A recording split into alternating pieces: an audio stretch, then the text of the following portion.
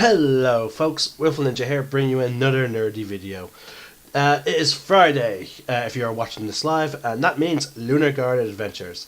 We're waiting for one more party member to arrive before we actually begin, and hopefully we'll have the person who's been coming in late make it on time. We have decided to push back our time to a more convenient time slot for everyone in the party for more ease of access. That way people can depending on time zones, people can wake up and have something to eat and then hop on, or have enough time to finish cooking dinner and eat it. So, last we left off, the party had an interesting bat, to say the least. They all gathered around in a public bath, with the exception of Lunara. A strange explosion happened, caused by two members of the Lunarguard. Darren Edermatt, a veteran of the Lunarguard, and the newest member, Rana. Rana being part cat, Darren decided to put a little prank on him, which then quickly backfired to the dismay of Loyal and Elle. After some fun and some discussions, the party then decided to head back to Neverwinter to report into the king on the success of their mission. But sadly, upon arriving there, Elle was quickly taken in and arrested. When the party went to discuss this with the king, it turns out that just a day before they left, a merchant was killed, apparently in cold blood. He identified his killer when the king's clerics performed Speak with Dead, and he identified Elle. With special permission from the king, the rest of the Lunarguard decided to head out and try and clear his name.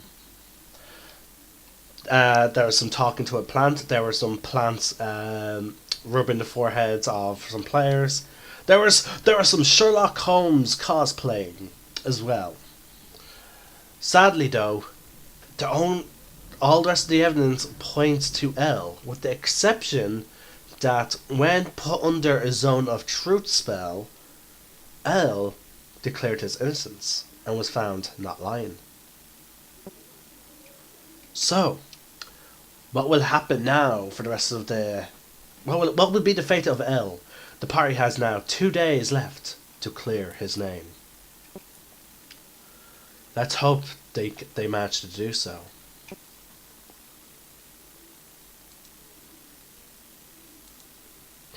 Alright, folks, you are not muted, so you can say hi or whatever. You do. I'm in prison still. Mm-hmm. Yee.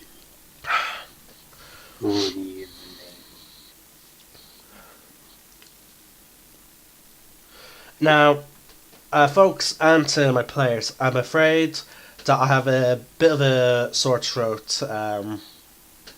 The cold weather getting into my room at night is really taking its toll on my health, and so I may not be able to do that many voices, especially if it starts really hurting. Now, I have plenty of minerals in front of me, and I'm hoping that will help me, but if it doesn't, I'm afraid no voices. But luckily, we're at the end of winter. Well, we're about nearly halfway through the month of January, so hopefully we'll get some spring weather coming in soon.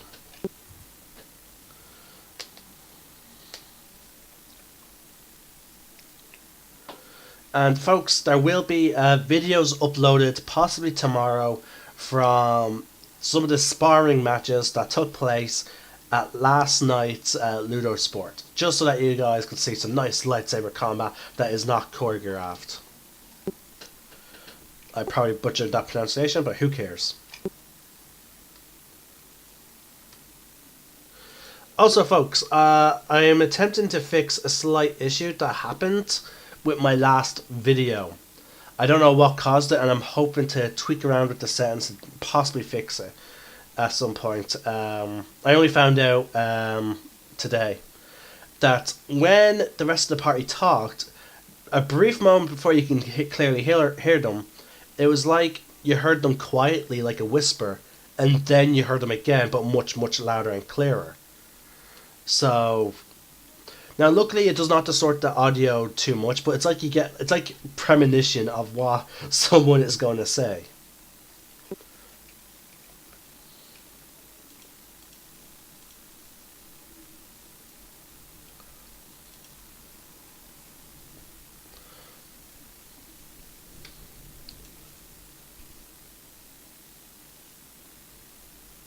So if it continues, I lowered down the desktop audio. Maybe that will help, but I don't know.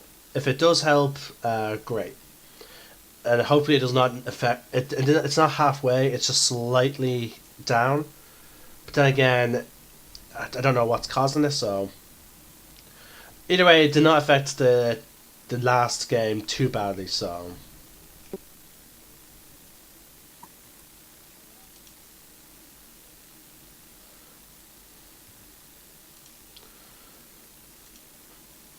But yeah, folks, I also plan to do a Critical Role reaction to their first episodes, and mostly to their reveals of who's playing what. It's gonna be. I'm looking forward to talking about them.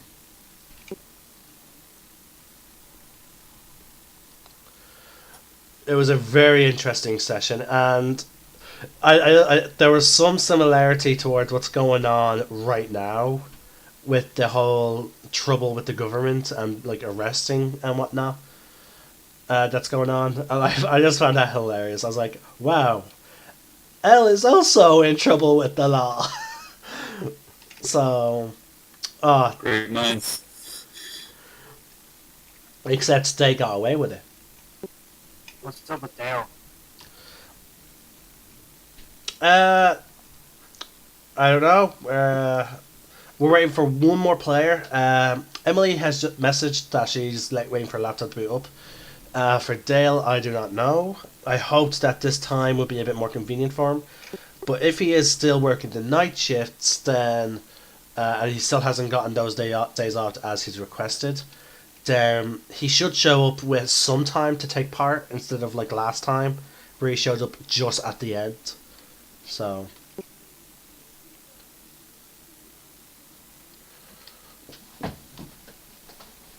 Oh well. Fingers crossed anyway. Oh yeah. And I hope this new time will help Blue somewhat manage to keep playing with us, because due to some real life events starting around mid February. Starting into February, I have a thing that I'm going to be busy basically Monday through Friday. I don't know when I get off on Friday, and I'll be back home. Well, hopefully this new time will give some sort of chance. I doubt it. I might be able to like pop in and listen and possibly type comments or something. I'm not sure. Right. Hopefully that'll be good. Hopefully that is manageable. If not, then there's plenty for your character to be doing. Like again, big city and all. Yeah, he doesn't really like the city, but perhaps we could do like one-off things on the weekends or something. Yeah, I'll see about it. Just to keep up with stuff. Yeah. Luckily, you are friends with wizards, so like, if the party goes on any big adventures, like, you could potentially catch up to them through the power of magic. Demonstrated on Saturday.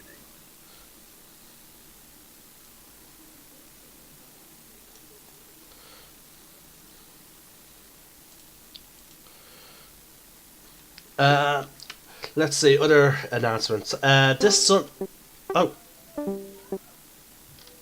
did we just lose some? Did someone join and then just leave? I don't think so. Okay. I heard the noise, but All right. I'm gonna keep Discord open so that I can know for sure. Hopefully this Sunday I will be playing my Old Republic character for the broadcast, the Jedi Knight. After which, I'll probably try and get at least an hour or maybe 2 hours of him in, and then that'll be it. Because there are other characters I'm really getting into playing with, and I've also now made some friends who are also now playing Old Republic, so I hope to play with them as well. But here's hoping that life allows me to do such a thing.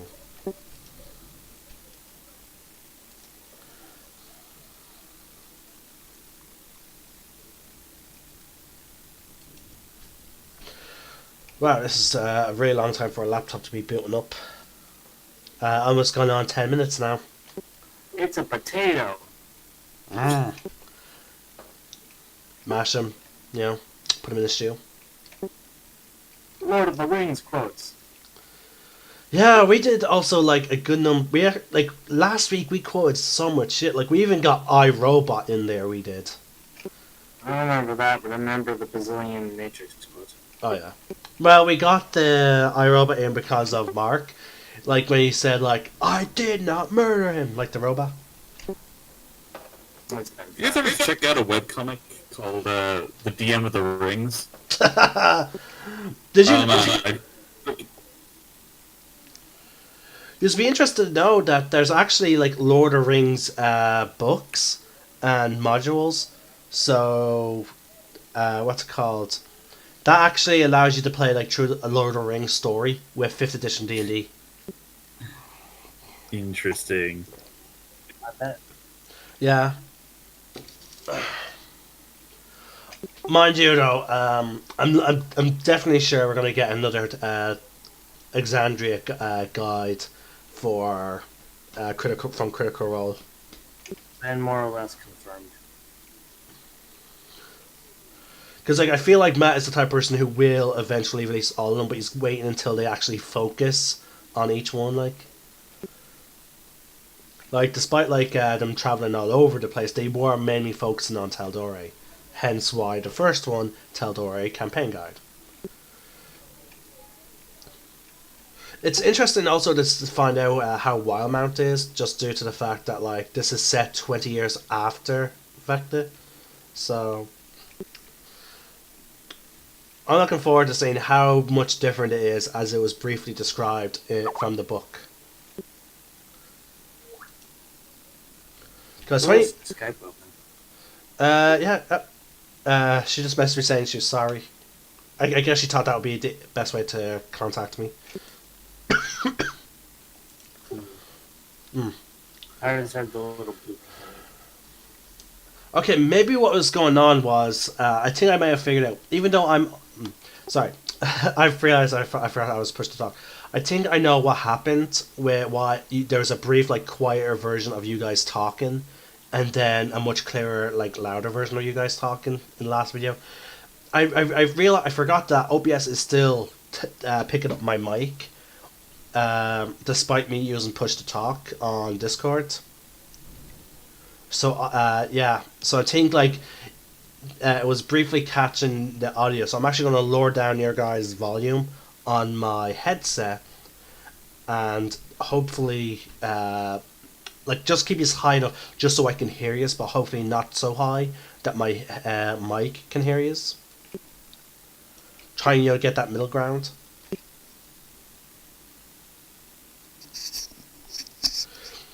I'm sorry folks if you are getting this loud sound. I'm just messing with my mic to keep it away from my earpiece as I can. I'm going to tweak with the volume. Guys, I need you just to give me some audio testing.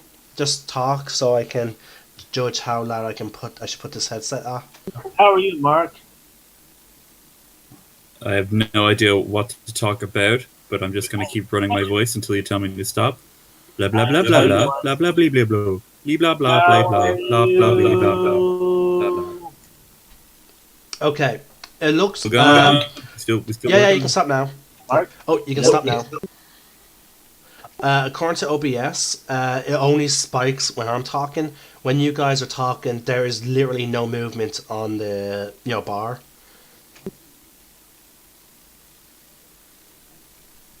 Yeah, it's staying where it normally does be when I have mic turned on.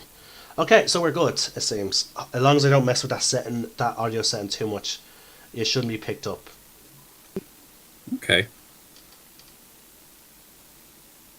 Can Mark hear me?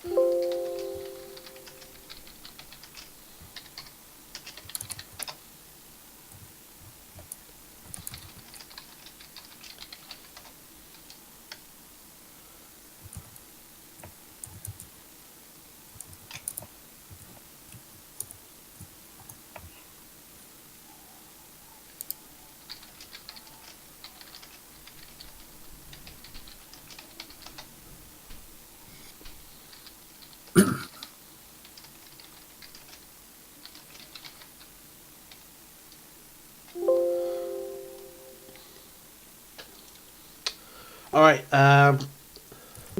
Hold on a sec.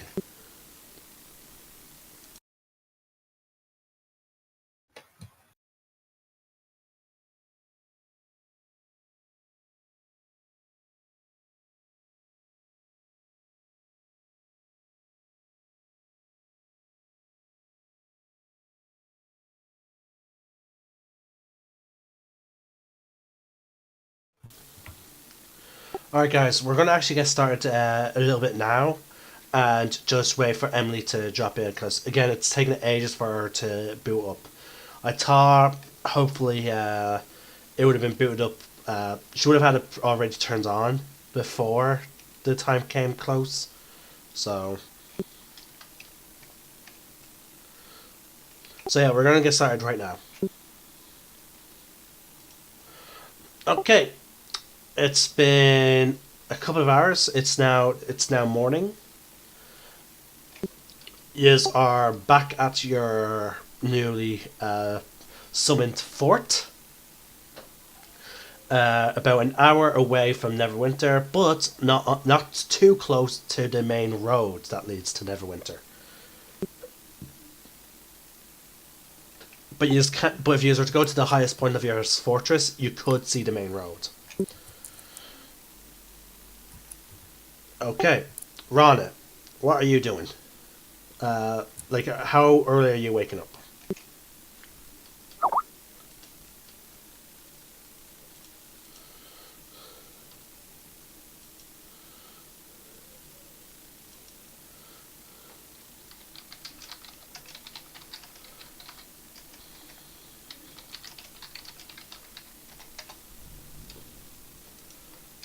Hello?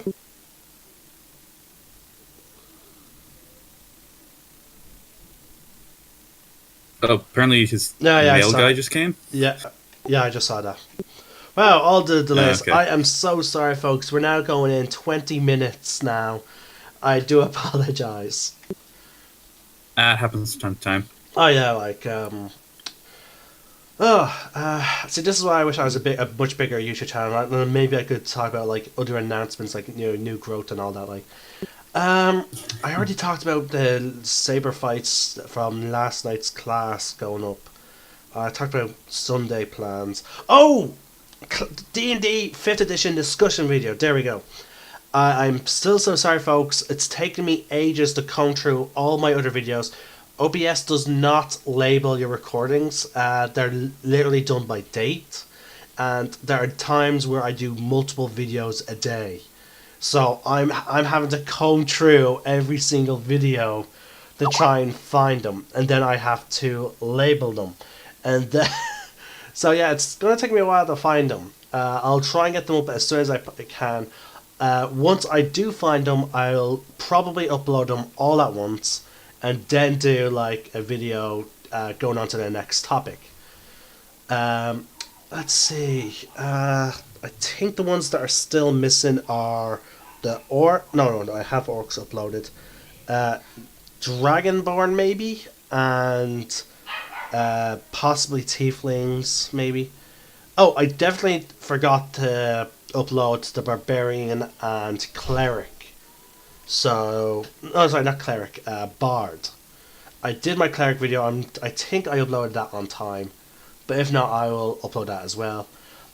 I think, yeah, I remember, because I remember I did finish doing cleric because I wanted to discuss with Blue. I want to see about getting Blue on so we can do the druid video together. So, yeah. So druid, it should be my next discussion video recorded, and tonight I will comb through my video files to make sure I can get it done, hopefully by this weekend. It's just that I have chores to do during the weekend, and I have a D&D game tomorrow night, which will take me late into the night. So, and then I have, again, my videos planned for Sunday. I'll try and get it done, but if I don't, please forgive me. Never. Quite you.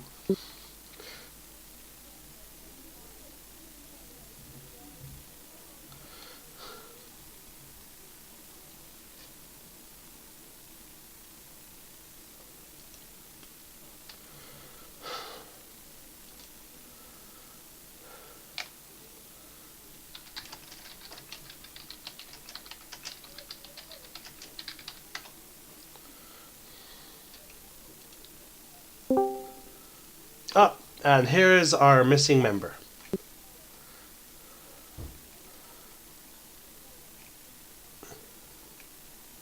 Again, so sorry folks for this huge delay. First, just as we were finally beginning to begin, someone else then says, yeah, I'll have to go get the mail. So, yeah. Luckily though, that was 5 minutes ago, so it shouldn't be too long now. It's only been 4 minutes.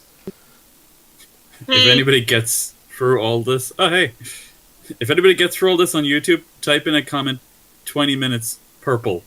That's how we know you've been listening up until now, and we thank you. Who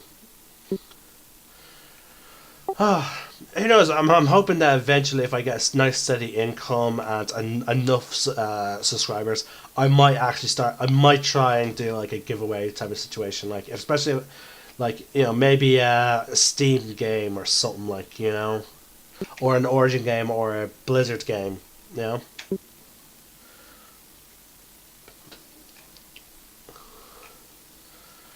Oh, but yeah. Oh, Mark. You should definitely check out what I shared on Facebook. Critical Role's new intro. It is the most nerdy thing you will ever see.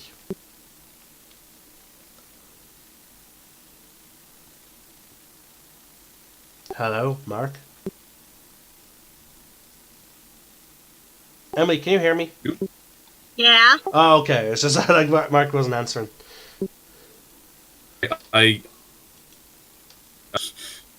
It is with me.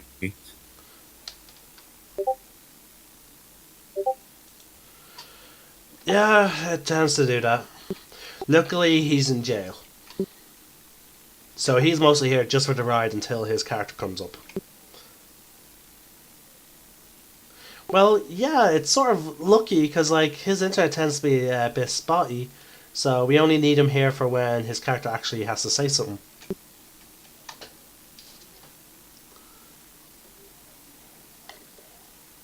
Why isn't Blue talking? Is something wrong with his mic? He could be on his phone, but he did say he was back, but like he could be on his phone, handing out the mail to his family.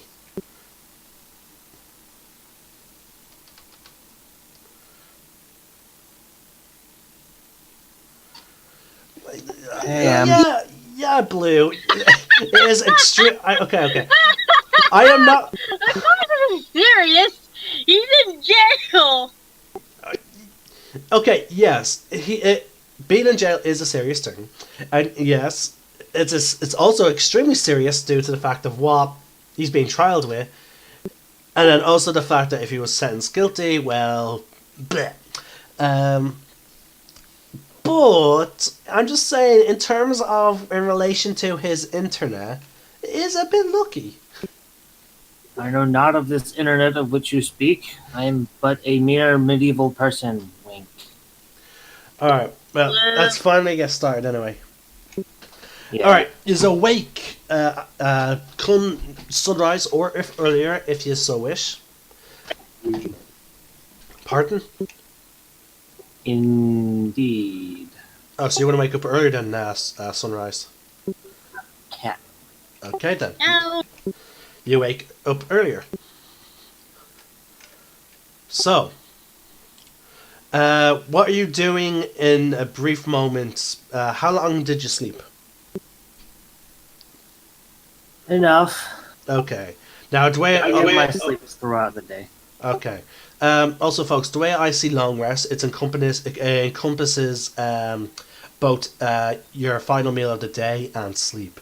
So, like 6 hours sleep, you could say 6 hours sleep, and then 2 hours, other light activities. So, like how during a short rest, it's implied you're eating or drinking or possibly using. How should I put this? Taking a dupe. Maybe, yeah, I was trying to find it as not the most polite way to put it. Yeah. This group, you're gonna look for a polite way to say that? Just please do. Okay. Putting bombs in the porcelain city. Okay. Okay. Dump the kids off at the pool. Alright. In all seriousness, okay. So, I say you would wake up with 2 hours before everyone else then. Considering you get your cat naps throughout the day as well. But you still need to go through like the traditional 8 hours long rest. Well, I'd say that I get sleep at some house because typically cats are nocturnal, but that's beside the point. Anyway, does this place have booze? I believe it does because of the description of the spell. And I do apologize for all that, folks. I was getting my book. Xanatar's Guide to Everything. Pick yours up at D&D Beyond or Wizard of the Coast. Are they sponsoring now? Because that would be dope. That would be so epic!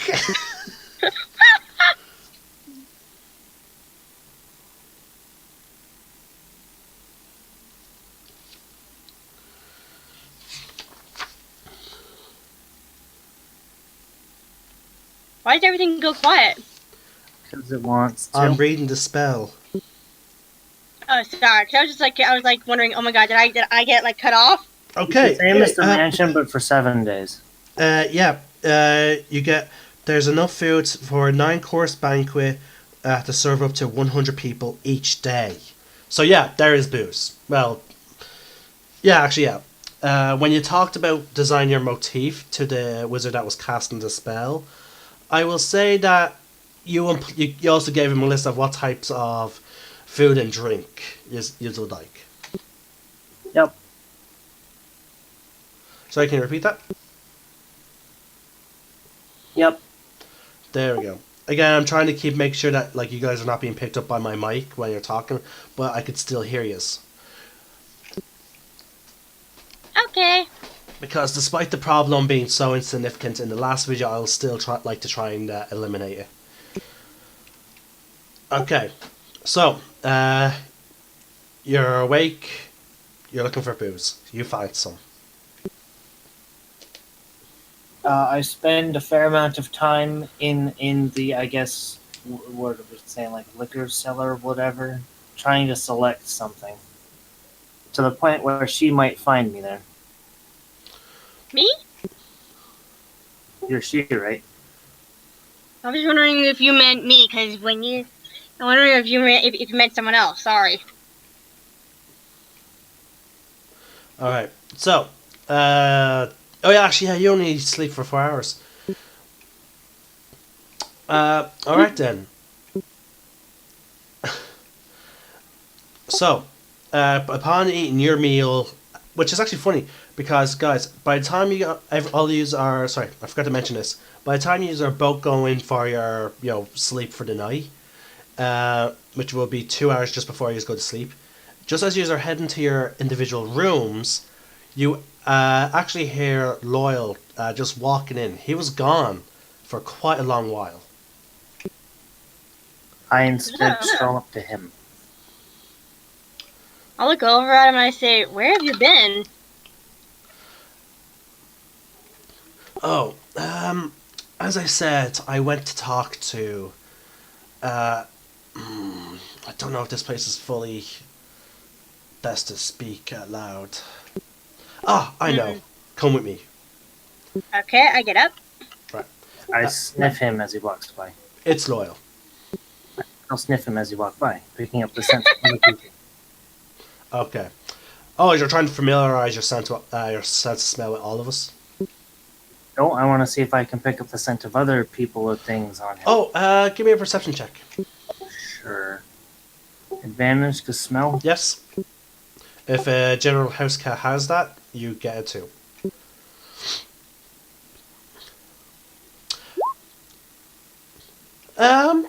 Yeah, you catch a few familiar smells, but the biggest smell you get is fish and sort of salt water.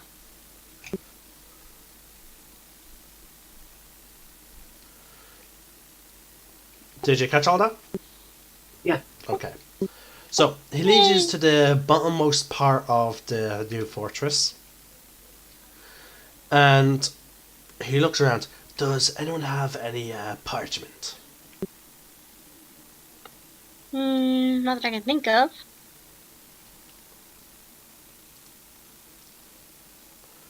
I lay on the ground and I turn into a cat. And I stay his mind. Does this work? Oh, actually, yeah. You can talk in between us. Nice. Okay. Well, all right. From this point on, Loyal is only speaking through his mind, and Lunarguard, you only get what is being transmitted then towards you from Rana. Got it. Okay. I went to speak to the Xantarum about possibly arranging to help to get Ella out. They had their own solutions, and they said it was quite fortunate that I came to ask them because of what they just acquired, and they would like someone to not only test but to become the user of these things. Now, they had some conditions. One, that this meant El would be stuck within the Xantarum for as long as he lived, and that his services, that when they ask him to do something, he will do it. Now, I had to pay for the items. No, by the way, I checked with El. I pitched the offer to El, and he accepted. So, they want us to pay for not only for the purchase of said item that they want him to use, but to also pay for them making their arrangements to make sure he gets the innocent plea. Sorry, verdict. Sounds dangerous. Are we going to be in any trouble for this? No. The deal is mostly on him. And the Xantarum are sort of used to this type of thing, except they do request money.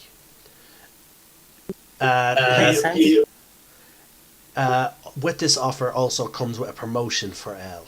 He will become, like me, an agent. I don't know what that means, but it sounds cool. Oh yeah, it is. You get a cool badge and a book. And I just forgot I had a book.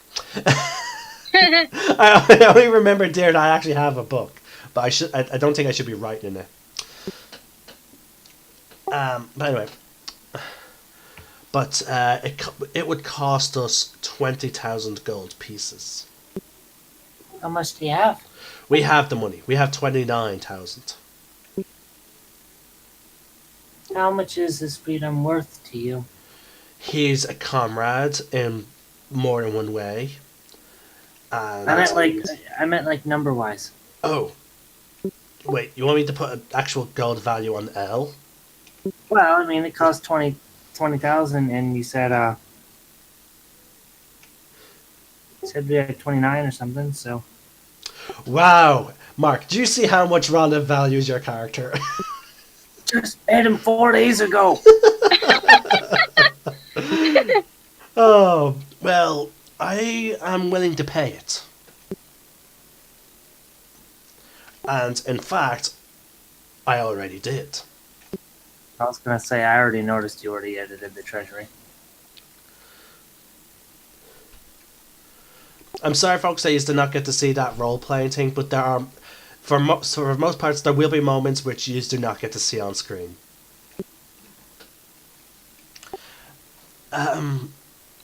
Yes, Well, I guess that settles that. So when do we do this? No, L had his own conditions. He wants us to continue the investigation, and basically he asked the Zentarum to wait until it actually looks like we can't prove his innocence. So basically, he wants to. I guess L right now wants to fuck with the Discard, making them think that they're going to win, and when they have all the decks stacked up against us, and they're like, oh yeah, we won this.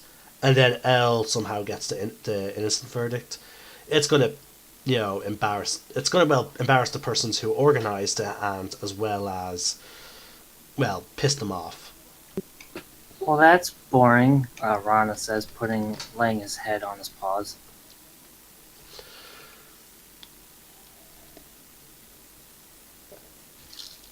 Look, a part of me was debating whether or not to tell you this because clearly the Discard operates within the shadows, and I don't know how easily they could watch on us, spy on us.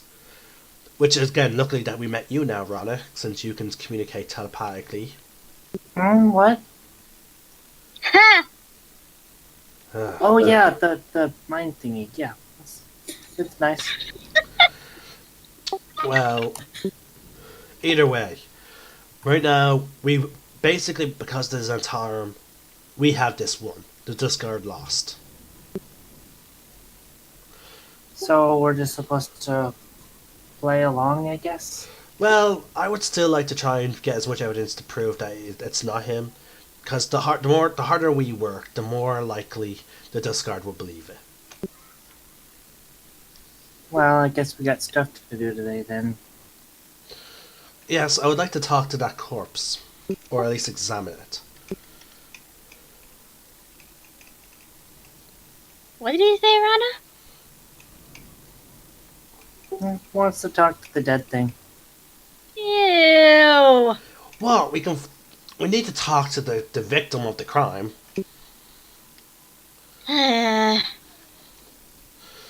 Either way, I'm exhausted. Undead should be dead, but fine. I'll do it this once. Well, I'm probably going to grab a piece of bread and then head to bed. It's extremely late. Well, Night. at least now we know we've won. Yay!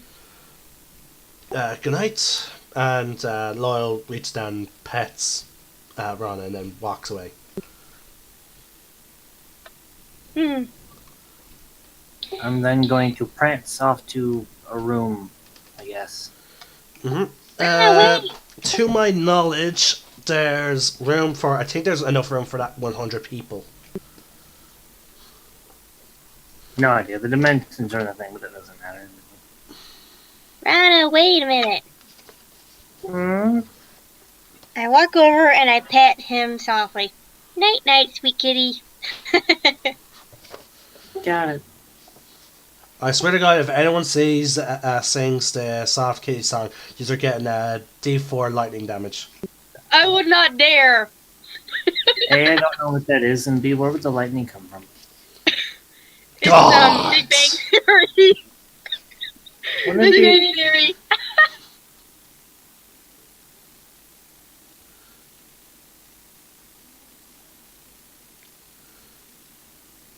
You're saying, Blue? Hmm? Didn't you not say something? Mm-mm. Oh, okay. Oh, they're actually our servants. Mm-hmm. Uh-huh. Like I said, it's in-world 7-day version of Mansion. But a fortress. Awesome. Okay, so it has to be 50. Okay. Yeah, there's plenty of rooms for us to have one each. Depending on how we. Again, at some point, we'll sit outside of the session and discuss the actual specifics of the keep. Got it. With that, I walked back to my room with where Precious is sleeping. Okay. You okay? Oh yeah, as I said earlier in the stream, I have a sore throat. Oh, you and me both. I'm just now glad that I feel like I charge you correctly now for the mansion. Sorry, for the fortress. Considering like you have the servants and whatnot. Oh boy. Alright. So, yous all get your well, for your part it's 4 hours, Emily. Yous all get your 6 hours. Because you have not stated that you're having any rest or sleep in the as you wander about the city the day before. You do get you do sleep for 6 hours, Rana. But I will take that during your short rest. You probably spend like a few minutes sleeping in future if you're in your cat form. So yeah, I'll make those slight adjustments for your werecat. It's just whenever we're not doing something or I'm not engaging in something, I'm sleeping. Okay, if someone's carrying you, I assume you also sometimes doze off. But again, just keep in mind when you start talking, I'll take it that you woke up. Yep. All right, making new cat rules, folks. Okay, so you're all awake as the sun rises. Due to the design of the fortress, you don't have that many windows. You went for a very defensible, gothic type of fortress. Woohoo! So, your servants do use up a nice breakfast. So, what would you? So you see it. Where is heading to first? Lunar, you said you wanted to head to the House of Knowledge. Yes. Okay. Now, but the rest of the group also settled on heading to speak with the corpse, which will be in the Never Death's Pauper District. Oh wait, I said I would check the House of Knowledge after we saved Elle. Okay then. Fair. Yeah, because Elle is one of our companions, so that stuff can wait. Okay. Time to go save Elle. As you sit eating your breakfast, getting ready, make sure you get your fill before you head out. Pushing open the big great doors to the dining hall, you see the towering Goliath with the massive sword that could only be described as that it will bust anything that comes across it. He approaches. Pardon? Really? It's a buster sword, huh? I did not use that word. Hmm. All I described it as is a sword that looks like it will bust anything that comes across its path. Oh, Hmm. Blue, come on. Morning. Good morning. So, are you ready to begin our second day of the investigation? Yeah. Well then, where to first? Well, I believe we settled on speaking to the corpse of the deceased, so obviously never dead. depending on how wealthy he is, I'm guessing we'd be going to the pauper section or the main graveyard. Can I ride your shoulders? Who are you asked that of? Loyal or Big dude. okay. Ah, my computer got its documents wiped. I lost his name. I have to give him a new name.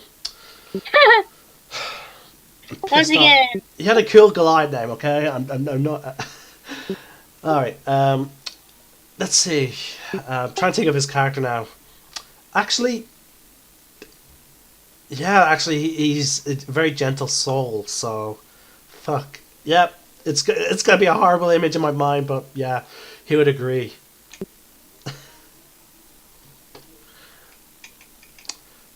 So, yes, you could ride my shoulders Whee! I as long as you go in your cat form. Oh, damn it. Fine. I'll carry you.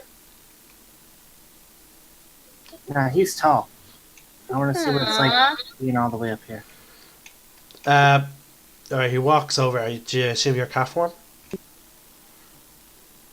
I shift as I float up to his shoulders. Alright. He was gonna pick you up. Alright. I'm excited. Alright. Boots away! Alright. You land on his shoulder. He is so big that you actually have plenty of space on his shoulder. Lucky. And again, this guy wears no armor. So you're on flesh, not anything hard. His other shoulder does have like a single shoulder guard. Polder, I think they're called. His muscles are hard. True. When you're near his, the hilt of his weapon, and you get a strange sense of energy coming off it. It feels like it's slightly like you're being crushed. You get a sense of a little bit of claustrophobia. You know, like that something's closing in on you. I ignore it. Okay. Then let's go. Is are then led throughout the city. Let me get my dice. Because you never know when I need them. So, you head out. You head past the House of Knowledge. The grandiose library that's near the river. You head back. You head past the castle, and you actually see Sebastian cleaning up in the courtyard. Oh. I wave and say, hey! Sebastian smiles and he gives you his usual butlery bow. And you see, once again, he has that tray with him. Oh. You cross the Dolphin Bridge, and you are led straight into the enclosed area of the Never Death Pauper section. The walls here are not as big as the main city walls, but they're big enough to hide the poor people that live on the inside. As you walk through, you see run-down houses. You see makeshift shelter against the elements. There's people in rags all about, as well as some usual tombstones. These are brought through the pauper section into the main graveyard. And once you pass through that second wall, you come to find yourselves in a much nicer place. And in the center is a big black building. No features, it's like polished obsidian. There seems to be no formal door, just stairs leading up to it. the Goliath leads you towards it, and as you do, Ominous.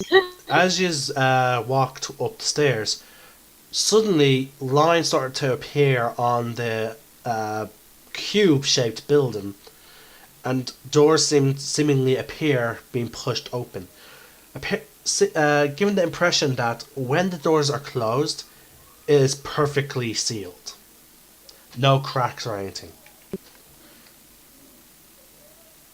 And two figures wearing all black veils. You can't make out their race from their appearance. Everything perfectly hidden, all clad in black. One approaches. Good evening. I assume you are here to see a body, or are you here to make arrangements for a funeral? No, we're here to see a body. Ah. May I ask which? The general speaks up. We are here to see the merchant that is being kept here for examinations due to investigations. I say that one. What? Nothing. Okay. Sorry, male voice there. Very well then. This way, please. And they begin to sort of glide inside. Strange, Loyal but- follows. I follow behind Loyal. I say to everyone, I know it's morning, right? Yeah? Once you are inside, the doors seemingly magically begin to close behind you. It is pitch black on the inside, but then magic green flames begin to spurt up on the braziers lining the walls. And now that you can see, if you look behind you see that the obsidian is, you can see through it out to the graveyard. Dang. The ladies continue to. You see, there were more people on the inside, all dressed in similar clothes. Eventually, you are led to a stairway heading down. They gesture for you to walk down. The general seems he gives a sense that this is not his first rodeo. He knows where to go. Okay. So Loyal follows him. Ryan has no choice. And eventually, with a couple of twists and turns, you find yourselves in a very bleak room. It is ice cold. And laying there on the table is the body of the merchant. Oh boy. It seems I, it seems to be like one of those, given off his appearance, it's possible that he's one of those type of people that are very jolly and happy. He has a nice kept beard. His hair is not completely greyed out. There's still patches of his original hair colour. And there's nothing particularly special about him. Just an ordinary, innocent person. I float down off the guy's shoulder, transforming back into a person standing on the table next to the body. Really, I believe you should get off.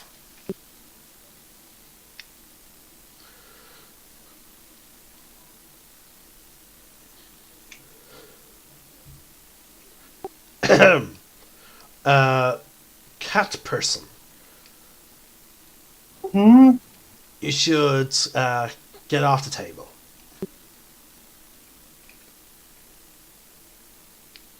Rana, come on. Aren't we here to see them? Yes, but try to be a bit more respectful. I can't see from the floor, now can I? I'll hold Then you. stay in your cat form and sit on my shoulder. And I can't talk out loud. I'll hold you. You can sit on my head if you want. Fine. He reaches out, grabs you by the scruff of your neck, hoists I you up, resist. and he puts you on his shoulder. I resist. Okay. Acrobatics versus strength.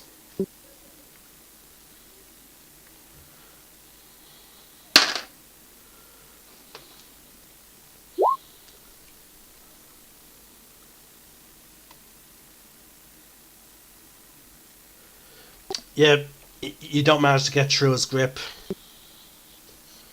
You're like, ugh. No, he has a. All his muscles are clearly not for show at this moment. Let go of me. Just hold still. No, let go. I'll just float. Stop resisting. He lets go of you, and you begin to float. At this I, moment, fix my clothes. another one of those robed figures walks in. Well, since this is an investigation, I assume you want me to cast Speak with Dead.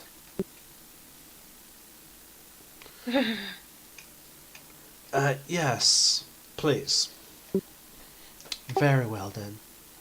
She reaches out, performs a series of incantations and gestures.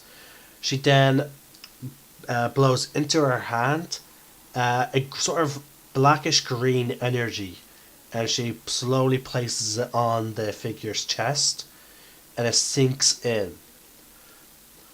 When it fully sinks in, you just hear a on the body. You now have 5 questions. Choose them carefully. Loyal looks to the rest of the group. Alright. we have 5 questions. How should we use them? Do as you like, ask him. Arms folded, I suggest. Well, perhaps we should see if he can remember any odd peculiarities about the person. I wonder if he can remember the person's face. I already got that information from the plant. We're not going to get anything different from him. I don't know. Alright, so you want to ask your question? What was it, Blue? I suggested to Loyal. Well, technically, any of us can ask the question. So. Yeah, but I suggested it so we don't waste a question. Alright. What was the suggestion? Because you're talked over. Perhaps we should see if he remembers any peculiarities about the person who murdered him. That's a very good question. Anything that doesn't add up, you ask. We would ask that question that he just suggested. The cleric repeats the question to the corpse. I did not notice anything strange or peculiar about the person. Just that he came in asking for potions to help him with a prank and some mundane basic potions of an adventurer. Then he stabbed me with a weapon that seemed to come out of his wrist.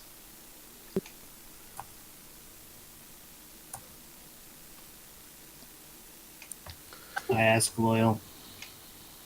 What if we ask if he had any enemies? Good idea. Yeah, why not? Ask him, did he have any enemies?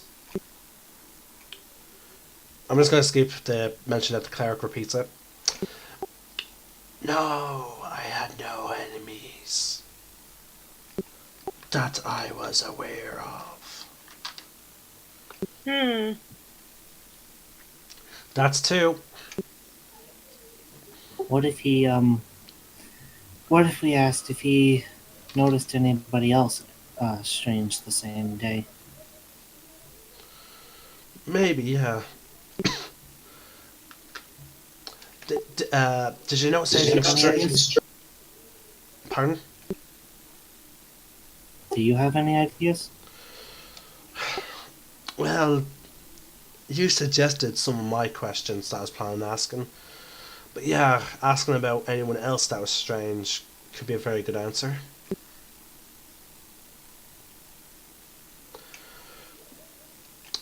Did you notice anyone else strange coming in and out or watching the shop? No.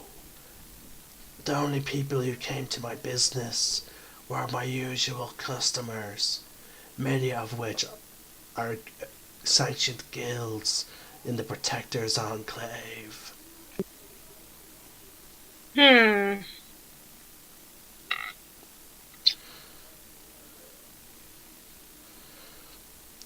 These are down to 2 questions. Well, I'm Yeah, out I'm of guilty ideas. of thinking. Well, do you have any better ideas? Hmm. Let's just go over what we have asked before already and got. We asked that does he have any enemies? He said no. He said that the only people who visited him on that day were repeat customers from other sanctioned adventuring guilds. And then we also asked him, was there anything peculiar about the person that killed him? And he said no, except for the hidden weapon. And we can't ask about what he looked like or any of that because the plant already confirmed him. So he's going to say the same thing. So we can't ask any of that. Yeah. Hmm. And he won't remember anything after he died, so we can't ask what else was stolen. Yeah. Meanwhile, Elle is sitting in a cell, hoping to God they ask if the deceased knew anything about the Dust Guard. He's really hoping that. That question is now null and void. It's super null and void because Elle's not there. Yeah. Yeah. But I kind of want to ask that now too. Yep. Yeah, no, I know. I fucked myself over by asking. Yep. I'm Loyal would have reasonably come up with that question, which something tells me he might, actually. Due to his links to secret organizations. I mean, it kind of sounds like something he'd ask.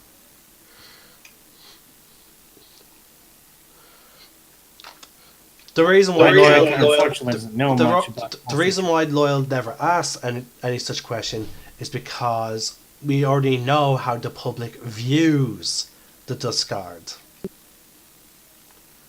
Remember, they're not entirely secret. They have a public image. Hey man, I'm not here. And then there's no point in asking that anyway. Even if we could find a non-meta reason.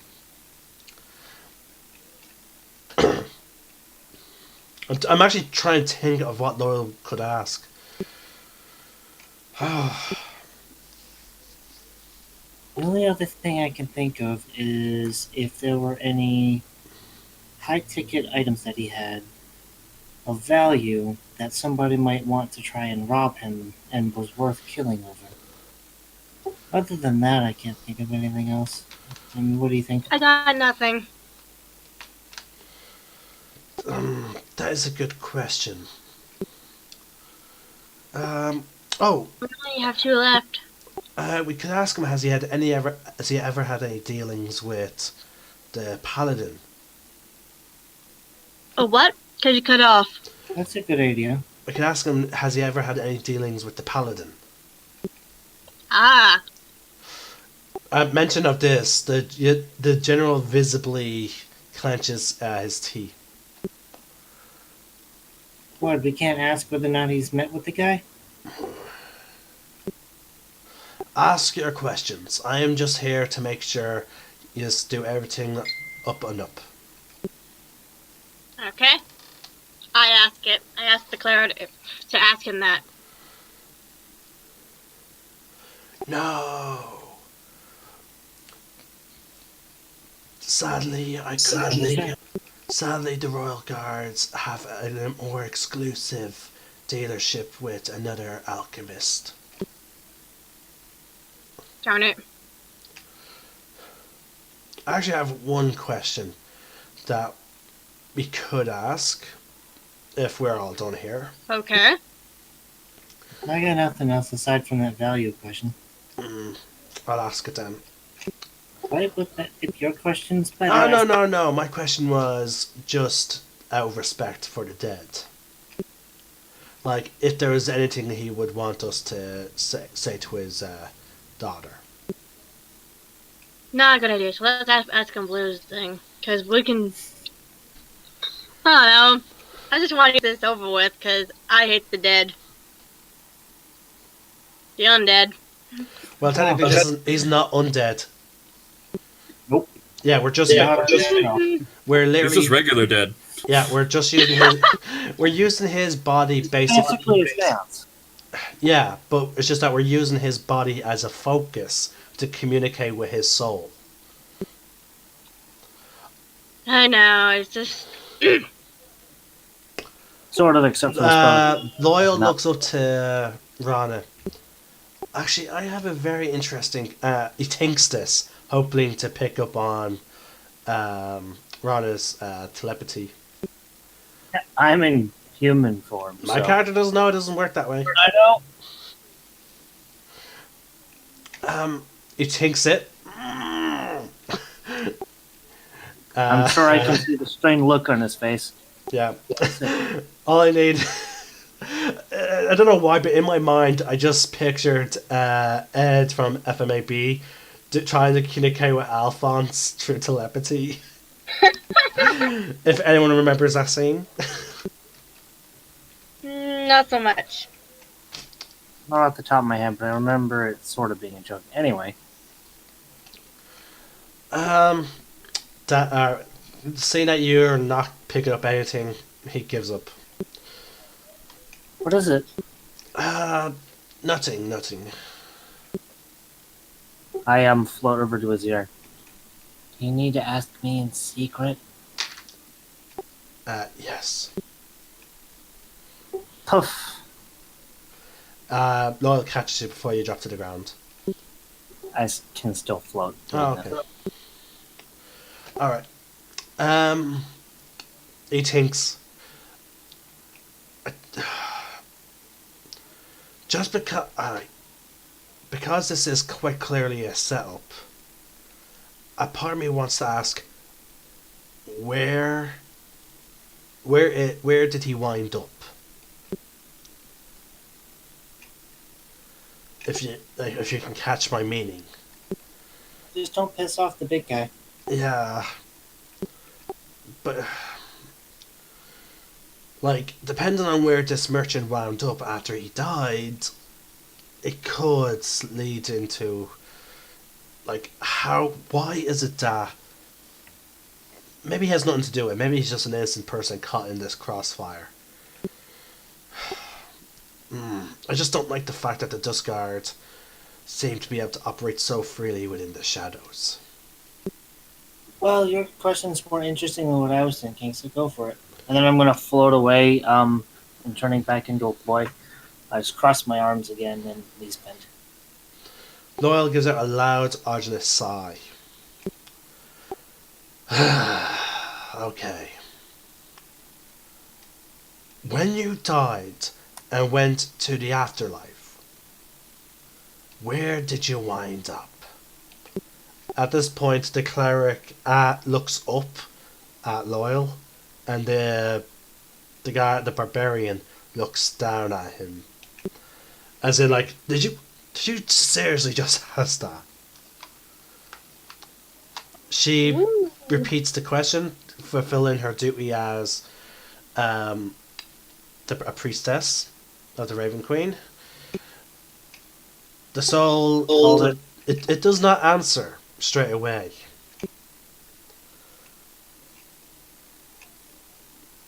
I am at Mount Celestial with the god Serenray. And with that he lets out a loud and green energy comes out of his eyes and mouth and evaporates into the air. I'm afraid that they're the only questions you can get now for the next few days.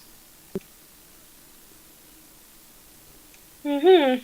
We'll only have a day or two left, so. I'm sorry at that inconvenience for you. I shrug.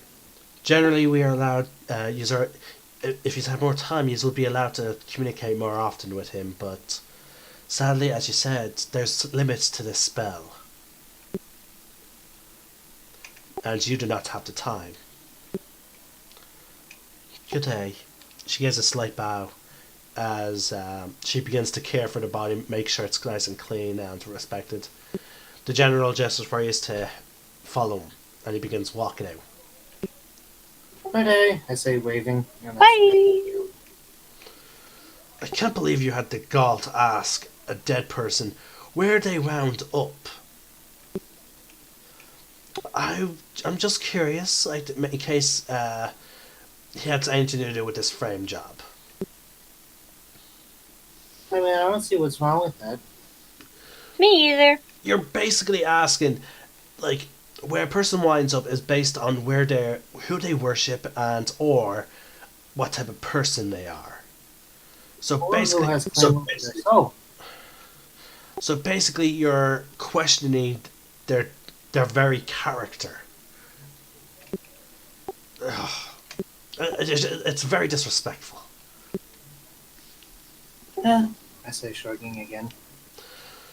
Look, I thought it was an interesting question. It's not against the rules, but we have to try and help our friend. Surely you can respect that loyalty. He just grumbles and walks. Realizing Loyal had a point. I attempt to sit on Loyal's shoulders. As Cathorn, Nope. he pushes you off. I pick you up. Mm.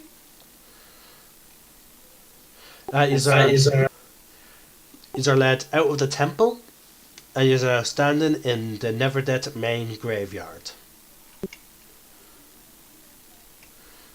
Where to? Wherever that boar's hat went, or was. Mm-hmm. Alright. Laura begins to walk off. The general, not knowing where to go, now follows you. It has travelled for about an hour at most, considering this, actually, the size of the city in my world. An hour and a half, maybe? Yeah. Okay. You wind up where the boar's hat used to be. 45 miles.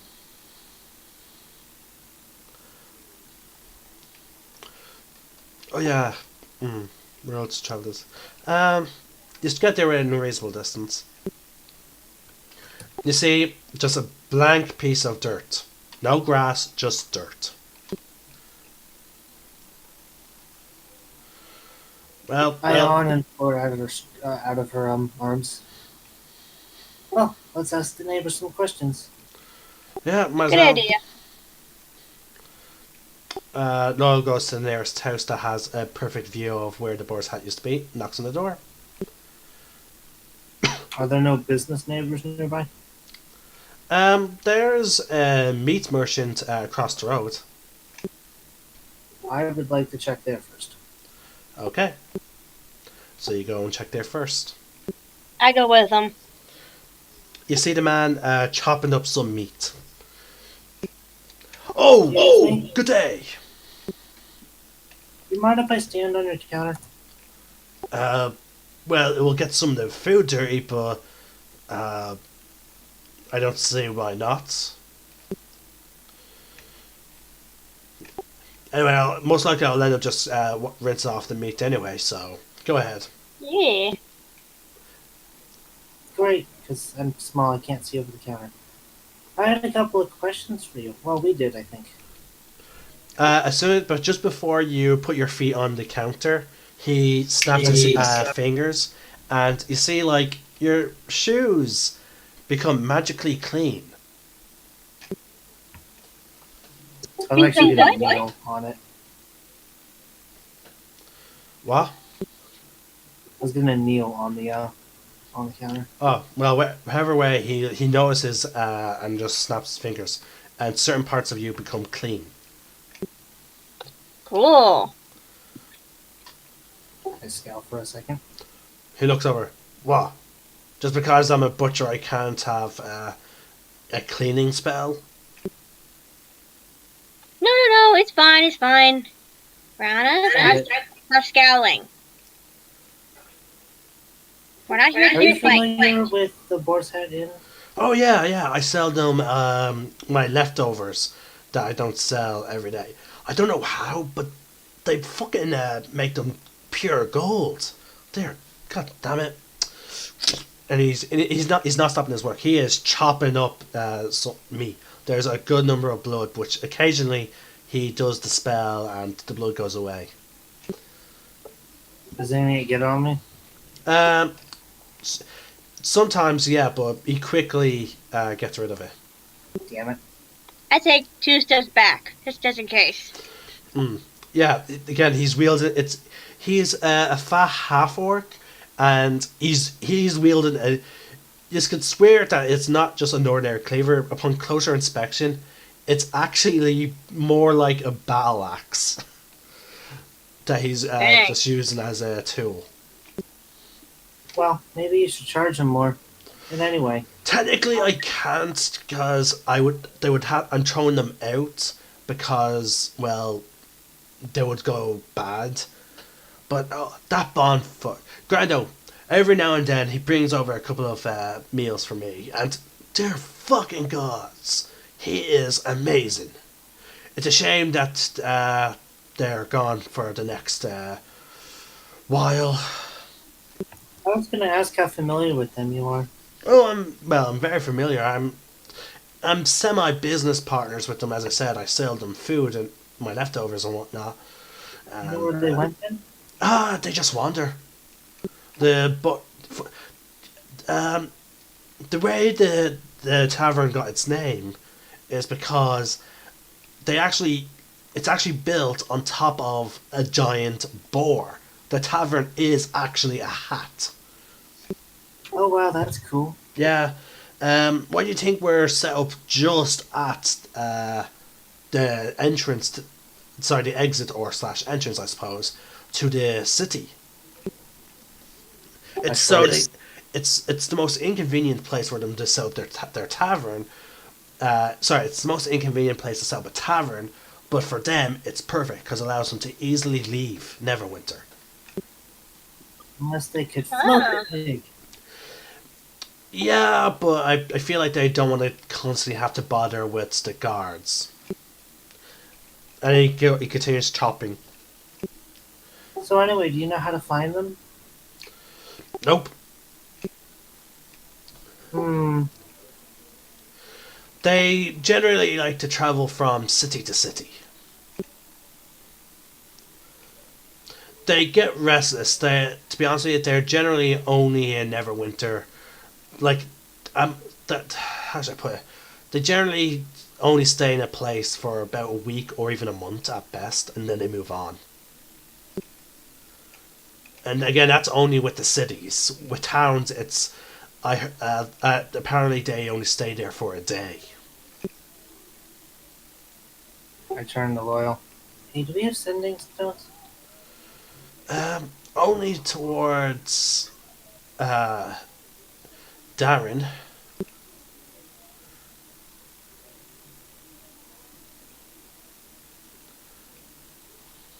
Did you catch that? Yeah. Okay. Is there anything else I can help you with? Would you like some meat? And he cuts open. He takes out a fresh dead pig. Takes out his back, curves up along the center, reaches in and pulls out a heart as he's doing prep work to take it apart. Fish? I walk out. What'd you say, Rana? Have any fish? Yeah, I do, but I generally start with the pigs and parts of cows first. Oh, okay. If you want, I can prepare one right now. Well, fish is my favorite. Alright, what type of fish? Give me a sec. I'm actually going to try and open up the new documents that a friend of ours, Blue, has sent us. Yeah, I remember.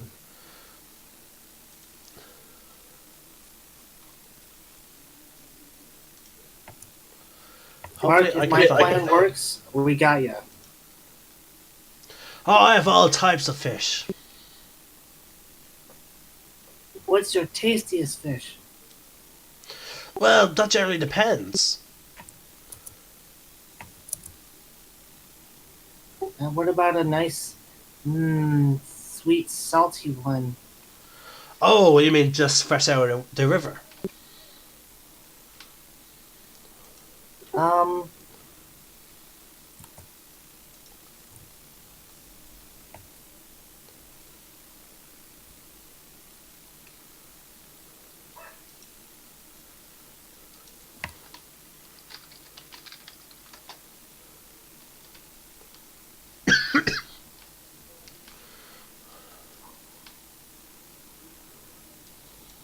hello? I didn't hear you. I'm waiting. I did not hear you. What did you say? I only said, Oh. Okay. Alright, give me a sec. He runs out back into his building, comes back out, just lays the fish right on top of the pig. So, he goes to chop off its head. How much of the fish do you want? oh, you're gonna get pig on it. What? I have to chop up, don't I?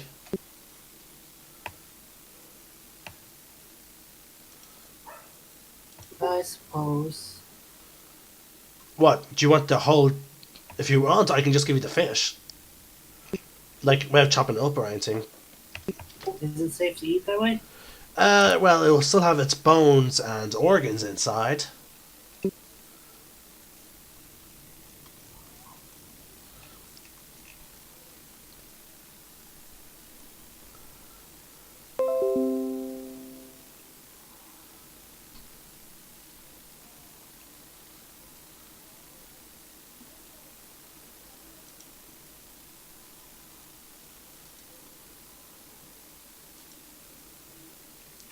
It looks like, folks, I got disconnected from Roll20 there and OPS live broadcast.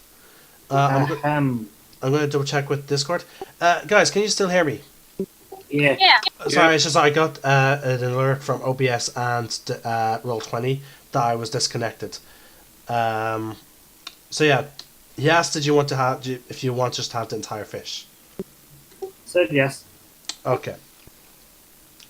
So I just wanted to make sure. Fine.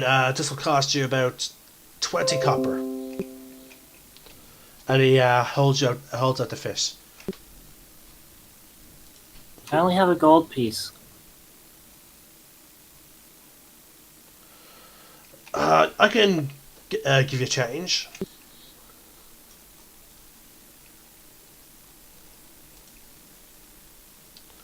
Okay. I hand him a gold piece.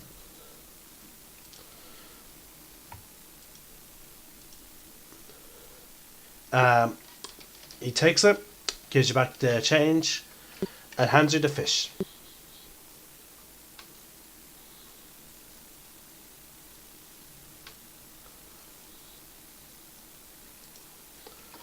Well, that is yours to do with what you want.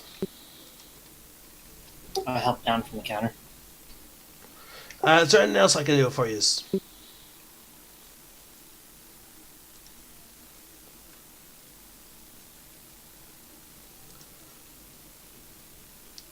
Well, is there anything else I can do for you? No, I'm good.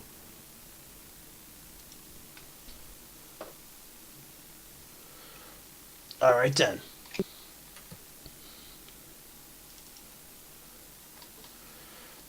Have a nice day. And he begins going back to his usual work. Loyal looks to the rest of the group as we walk. As he walks away. So, I'm gonna take out my scimitar real quick and just chop off its head. mhm. Well, it looks like you got yourself lunch, Rhonda. Hmm? Oh, yeah. So,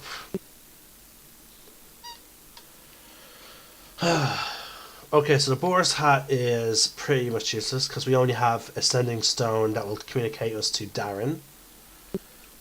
Well, it's not useless. We can still contact them somehow with the similar magic.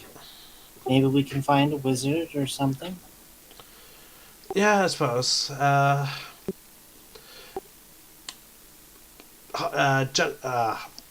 God damn, I wish I did not lose that document. It's time to give him his new name.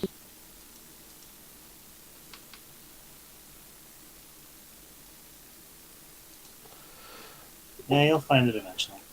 This is why, folks, you should always back up your files somewhere. All of my D&D stuff's on a cloud. 2, technically. Well, I ran out of space because I have all my D&D books in my clouds. Hey?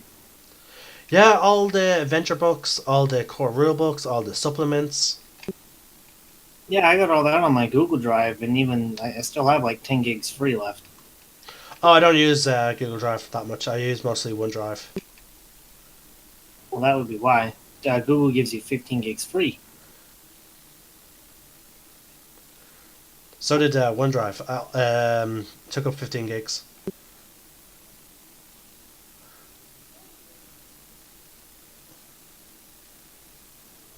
There's Yeah, Goliath.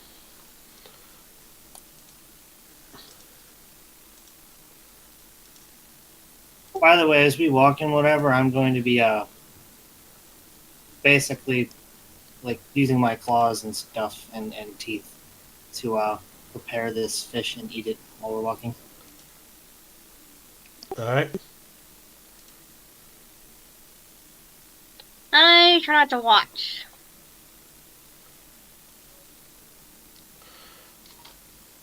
Okay.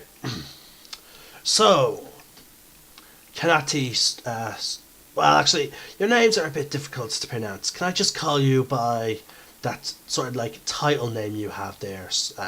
Storm Warrior. The Goliath sighs. Very well. I General prefer. Storm sounds nice. Well, it's only the nickname I was given when I was still traveling with my family. My full name is Kanati Storm Warrior Apuna Migain. So what about Apu? No, I'd rather Storm Warrior. I got that title just mostly due also to the fact that when I joined up with the Elemental Knights, it's very much suited to what happens when we actually work together. So, I is out of Leeds. We require a magic user that has sending. Well, the House of Knowledge also acts as a school for the magic users, so I'm sure you can find one there that may be willing to do such a spell. There's also countless wizards within the Protector's Enclave that I'm sure you could hire to do such a spell. Wait a second. I turned to Loyal after swallowing a bit of fish. That Darren guy, didn't he do magic? Doesn't he possibly know? Yes, he knows sending. He used it to communicate with us before. Why don't you bring him here? Can I, get a hold of him? Yes, we can get a hold of him.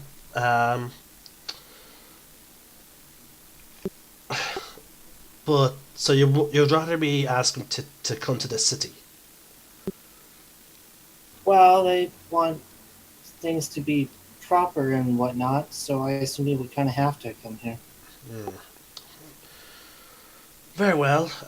Loyal opens up his bag of holding and begins rummaging through, takes out a stone, and he sends the message.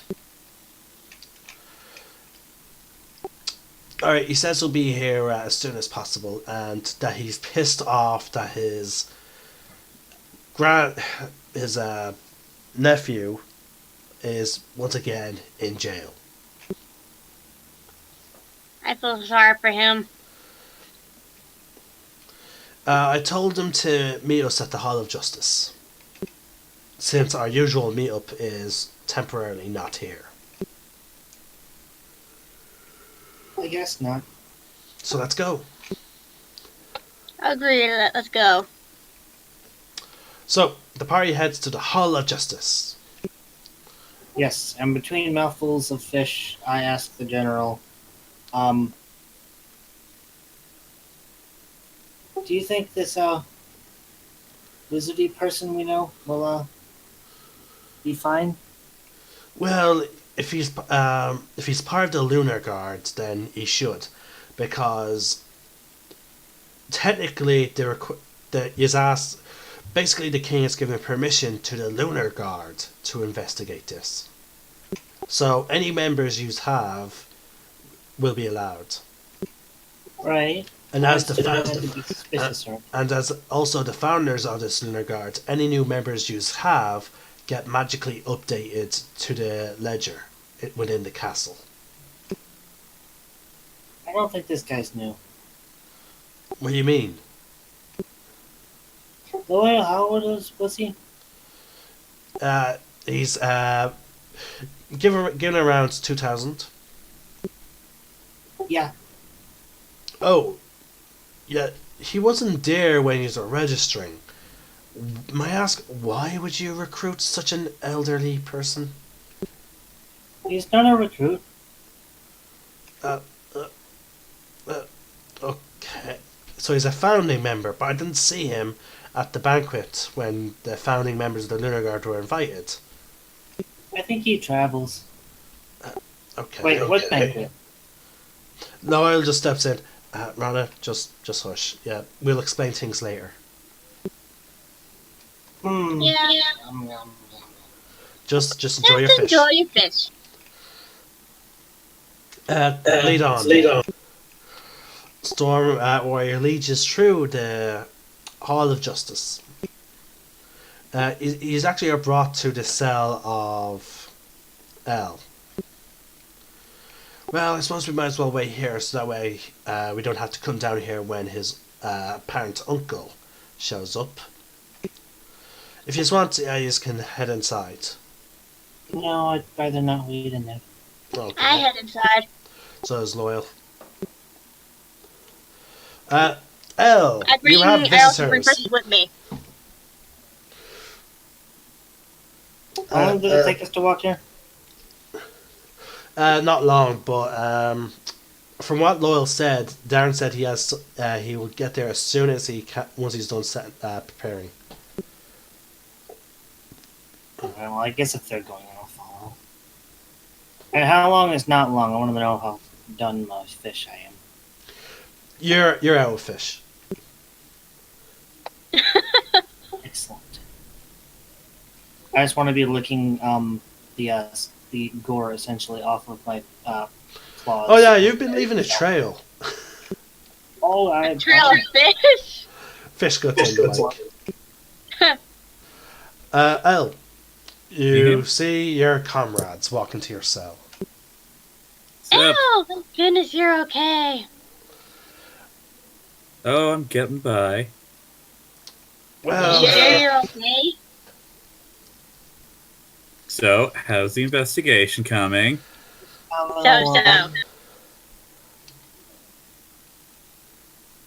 I have an idea that's bound to work. Well, I always feel weak coming in here. Same. What's your idea? Well, you'll see. Okay.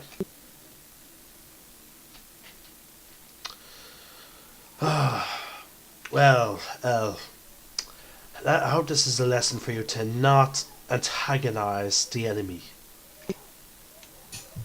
I don't know. I feel like we're winning here. Personally. Yeah, but are we in time? Weren't we supposed to do something? We went to talk to the corpse. We went to try and get in contact with the Boar's Hat that weren't there. No, that's not why I went there. Oh, why did you go to the Boar's Hat? Well, I got the information I needed. Okay. I wouldn't say we're winning in the long game, but maybe we're winning in this small little skirmish.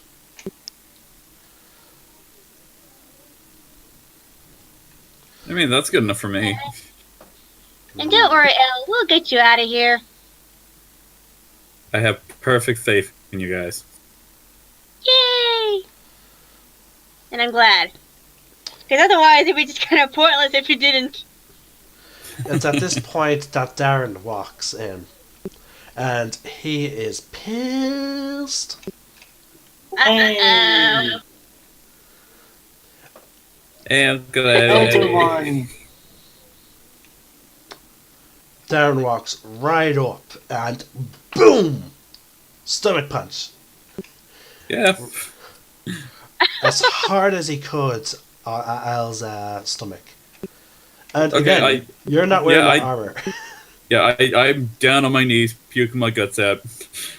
Ah! How many times have I told you to not antagonize the Dust Guard and to avoid getting thrown in jail again? I finish hurling, and I look up and I'm basically just like, Mom's dead. Darren's face goes from pissed off to just complete. He was already pale, but he goes paler. You can mistake him. You can mistake him for a corpse at this point.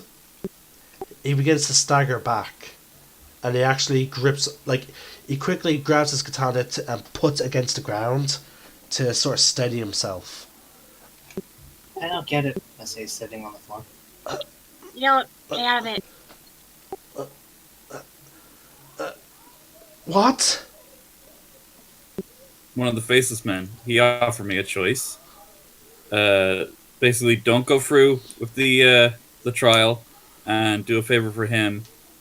And if I didn't, he'd kill my family. And I said no. He showed up with her head the next day. Darren immediately falls to... This is the first time for you, El.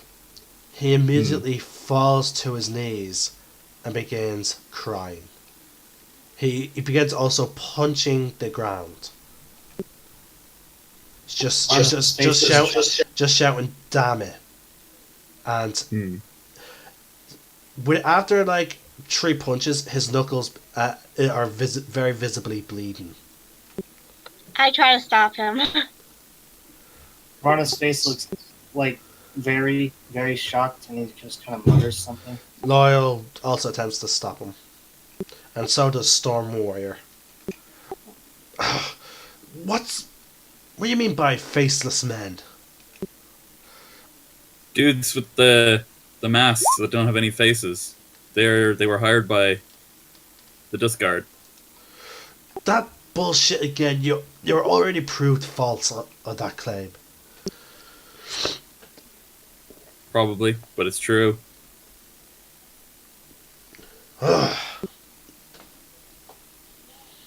You think I'd joke about something like this? Probably not. Storm Warrior's face is heavily conflicted. Like, at the same time, it's like at the same time, he knows that he knows that what you're saying is true. That this is a very serious thing, but at the same time, he's like, but the face men are not real. Well, they killed my friend Ben. They killed my mom, so they're pretty real to me. Oh no, no, this is just what you're getting from his face. He didn't actually say it. Yeah. No, I know. Um, Plus, Elle's not smiling like he usually does, so this is pretty serious. if what you say is true, then you have my condolences.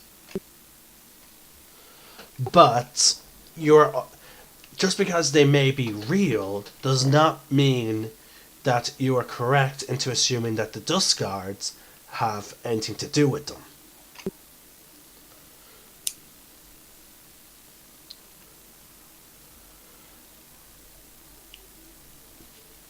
Now,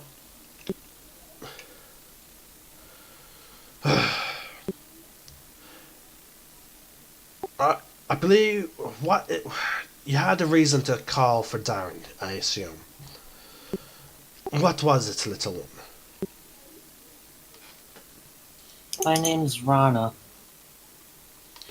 Very well. What was it for, Rana? Mr. Darren, Speak your errand, and then I'll take him to get his hands healed up, and then he can do it. I can heal those. Not in here, you can't. But either way, just ask him. We need you to get in contact with a couple of people. Who? You've been to this city before, yes? Yes, quite often. Have you ever been to a place called the Boar's Head Inn? Yes, I have. Are you familiar with the proprietors of said establishment? Yes, I'm old drinking buddies with Marionis, the owner. Them. Particularly, who was it? Well, It was Bon. Oh, I know Bon as well. Actually, surprisingly, I've known him longer than Melionis, and yet he also does not appear to have aged. But yes, I can get in touch with them. well, we need you to get in contact with them, and we have a couple of questions, and if they could make their way here for a short time. Well, if Merlin's with them, then they could get here by the end of the night. But she tends to do her own thing, so I would not like to 100% that she'll be there. Either way, though, I will ask.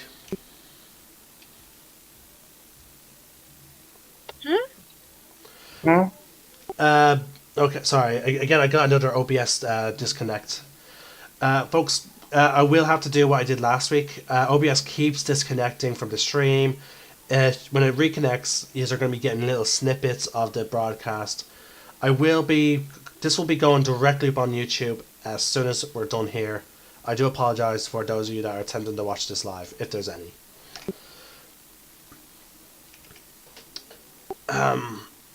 Yes, I'll try and contact them, and if Merlin's there, they can be back here by the end of the night. Great. Well.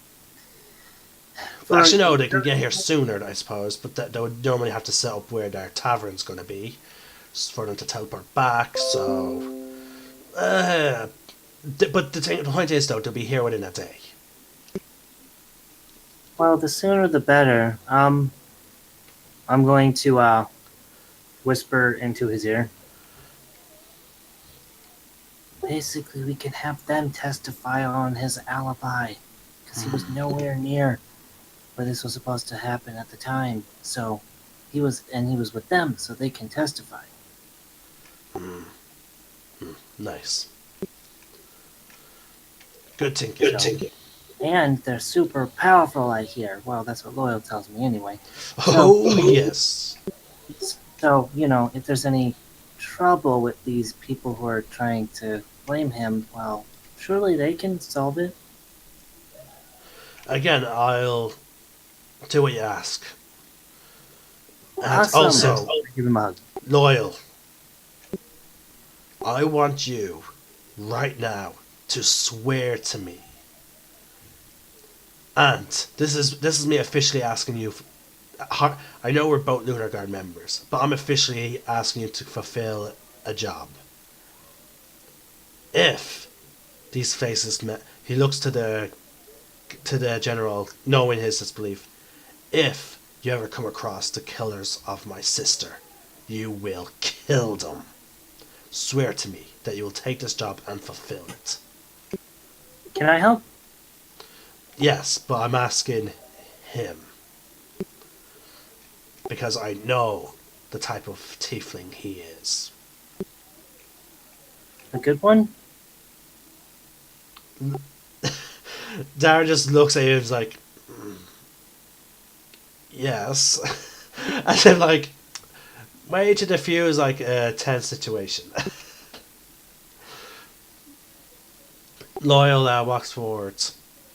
I swear on my life, I will complete this task. And with that, Darren stands up and goes with the general. I'm afraid until I return, you will have to remain in the cell. It shouldn't be too long, and also no one can break into these cells or out. You will be very secure. I really doubt that. They are impenetrable. And how do you explain a faceless man being able to use magic to get in and out of here? That is impossible, sir. It happened. You can put me under a truth spell again, and I'll tell you. He closes the door and walks away. His loss. Oh, we're on a very tenuous relationship with him as it is. Don't get me wrong, I believe you.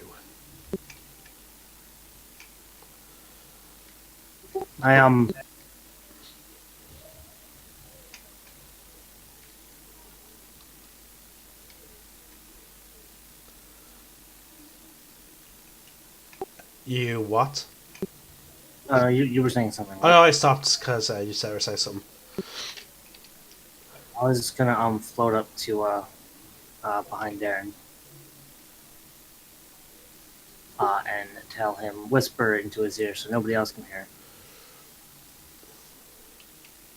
Also, maybe you can help us, but there's a paladin guy who's not on the correct side. Apparently, he's in the royal guard, I think it was, but he's actually part of the dusk people and whatnot.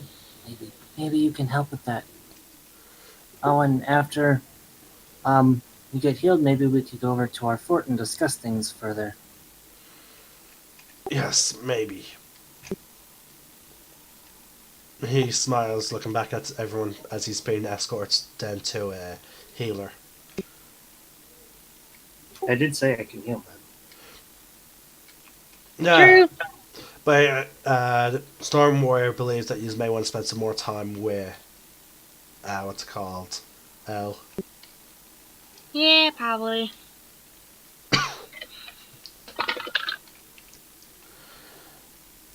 Elle? So you are now alone in this cell. No one can look in, and but based on what Storm Warrior said, no one can get in or out, both by magical means or any.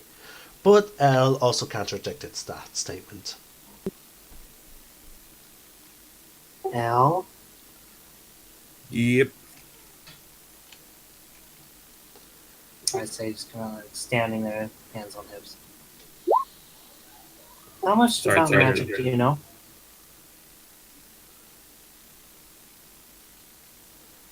Sorry? How much about magic do you know? I know a fair amount. Then Got a couple of arcane tricks himself.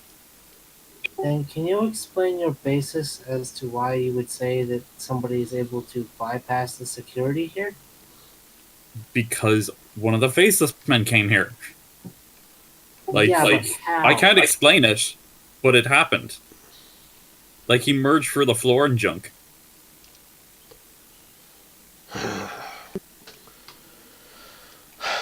Maybe It's some kind of loophole or something. I don't know. again from what Darren says, and from what the like from all the information we know about the Dust Guard, they are master infiltrators. Who's not to say they did not infiltrate the builders of the Hall of Justice and influenced its construction or enchantment? Or maybe the enchantment only prevents the casting of spells within this area and doesn't completely negate magic. In which case, I might know how they did it, because I have a spell that allows me to go through stone. No, Okay. it's this entire sub basement that has the anti magic area. They actually have to specifically build rooms for us to cast magic. Now that's what I'm saying, is if it only blocks the casting of spells. Oh, you mean as in he was not here when he casted it? Precisely. The spell lasts long enough, he could have cast it outside and then just gone through the stone of the building into this area. You could certainly test that. I to go for it. That. Also, how are you feeling? Oh, that reminds me. Blue, is your transfer? Is it correct to say that your transformation from humanoid to Ka, that is magical, correct? No, it is not. It is not an imaginary effect. I'm technically a shapechanger. Okay. Because keep in mind, like, there are some cases where even some animals do use some magical things. That also being said, my Balm of the Summer Court actually is also not magical, All right. as it's strictly Fey energy, so I can technically still use that, which allows me to heal. Well, it's basically any type of magic. So, Fey energy would still be magic. There's a difference between energy and magic. And this, folks, is why homebrew stuff can be a bit difficult. I would rule that your thing works similar to that of lay on hands, so therefore you would not be able to use it.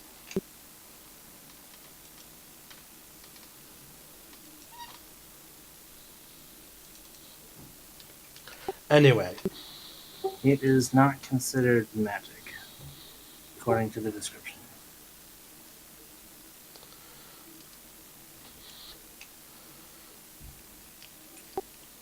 well, we need Simply a class feature. we would need something to test this theory. We need something to cast and actually, hold on. Loyal takes out his weapon and cuts his hand. Yeah, we didn't pick up that. Okay, sorry. Well, we need something to test this effect. Now, I have an idea. Loyal holds out his hand and cuts it with a bit of his weapon. It is bleeding quite normally.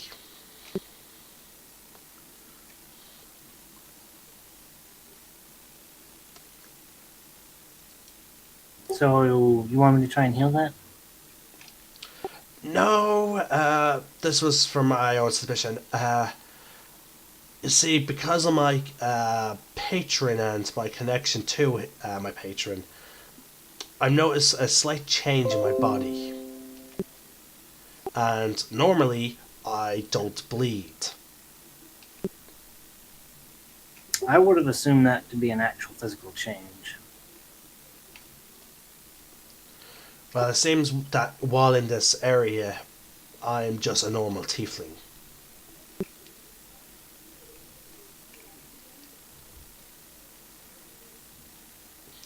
And, yeah, Does anyone have anything that I can cover my hand with? Otherwise, I'm going to be dripping blood for a while. Nope. I got a loincloth. No. I'll just put my hand in my pocket. Well, it's not that difficult. I hope. Yeah, not sure. It's been a couple of weeks since I bled. Only one of you is yeah. Anyway, back to the main topic at hand.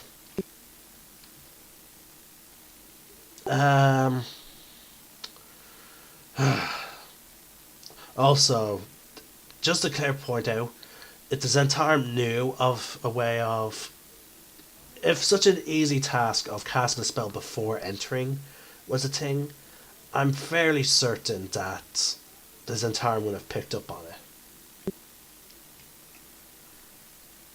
And the members of the Zentarum are very nervous about this prison. Are you guys able to hear me?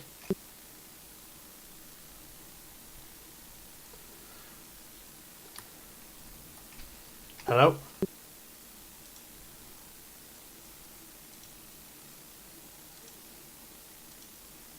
Guys, hello?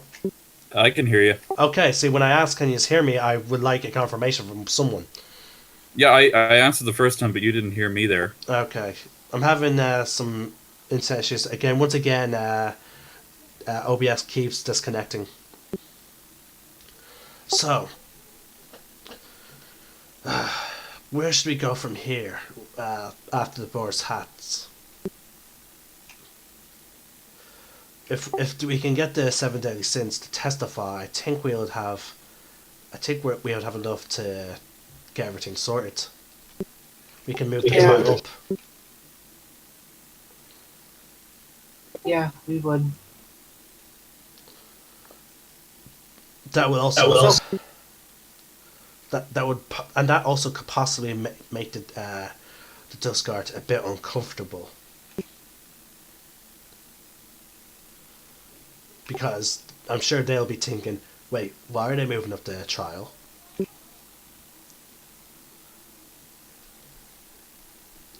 They might make a mistake. I'm hoping they make a mistake.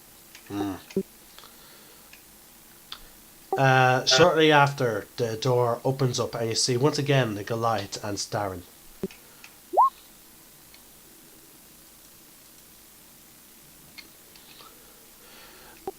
Alright. I've sent word to the 7 deadly sins. They're agreeing to testify, and once they settle a spot to, and Merlin's with them, so once they've set up a nice decent spot, they will be arriving shortly.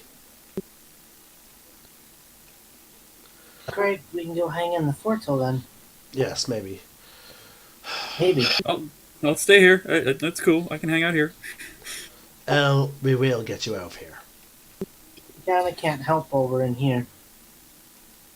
Cool. I'll keep scoping at the place here. It's fine. I got it. I got this. I run a hand across his head. It'll be fine.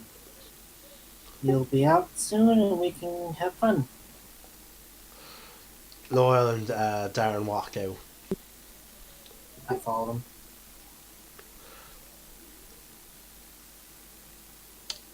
Lunar, do you follow?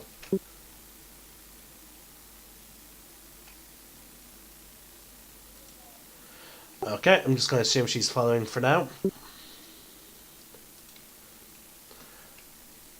You head up the multiple floors of the dungeon, and once you get to the what you know as the first floor of this dungeon, you feel all your magical energies come back.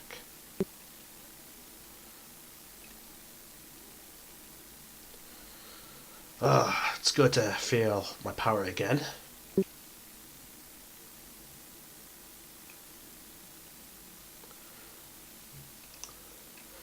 Also, I feel a lot stronger. I don't know, you punched that floor pretty hard. Now, this is Loyal talking. No, it's these. See these gauntlets, Rana? Loyal shows the gauntlets of ogre power. They give me increased strength, but they are sadly magical. Neat.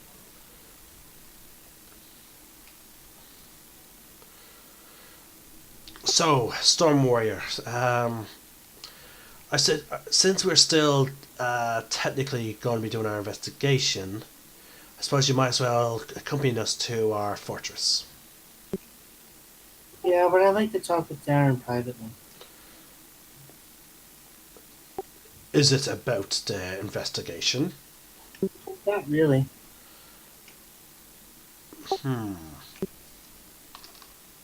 Are you lying? Now, what reason would I have? No, to as a DM, are you lying?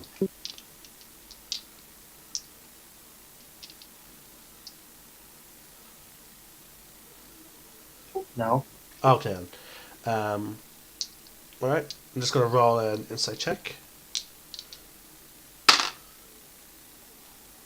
He believes you. Alright. Very well. Well, you know where it is. I'll follow Loyal and Lunara to it.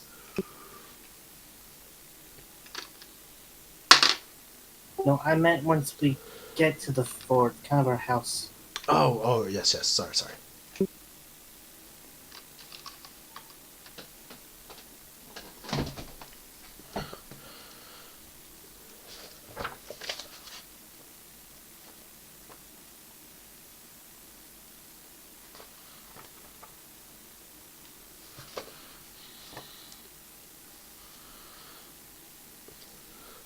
Well, as you travel through the city,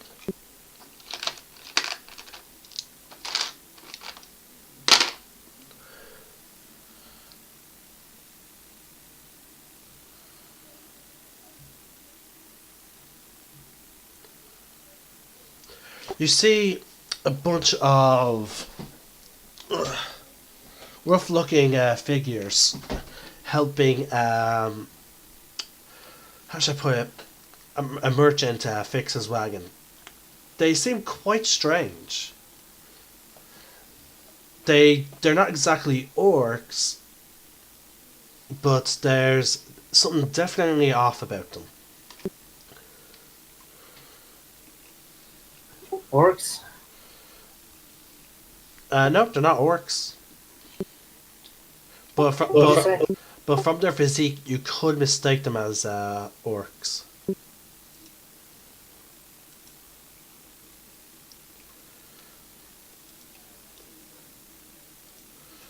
Ah.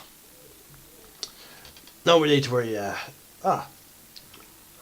It's been a while since I've seen some half ogres.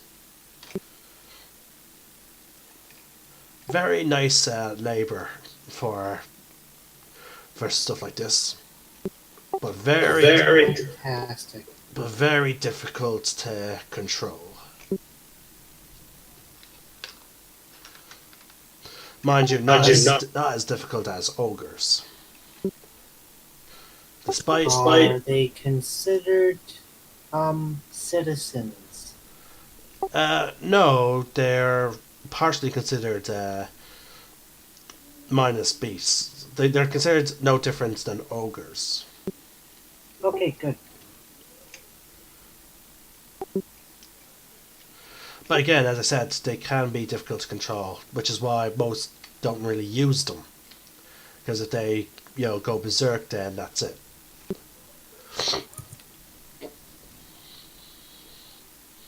Okay, I'm missing something. Where do we see this? You see this in the Blue Lake district, with a merchant trying to move some cargo to a shop. Ah, okay. That's fine. You just continue going through the streets, and eventually you just head out the main gates, and just arrive 2 hours later at your... an hour later, at your fortress. Oh, cool.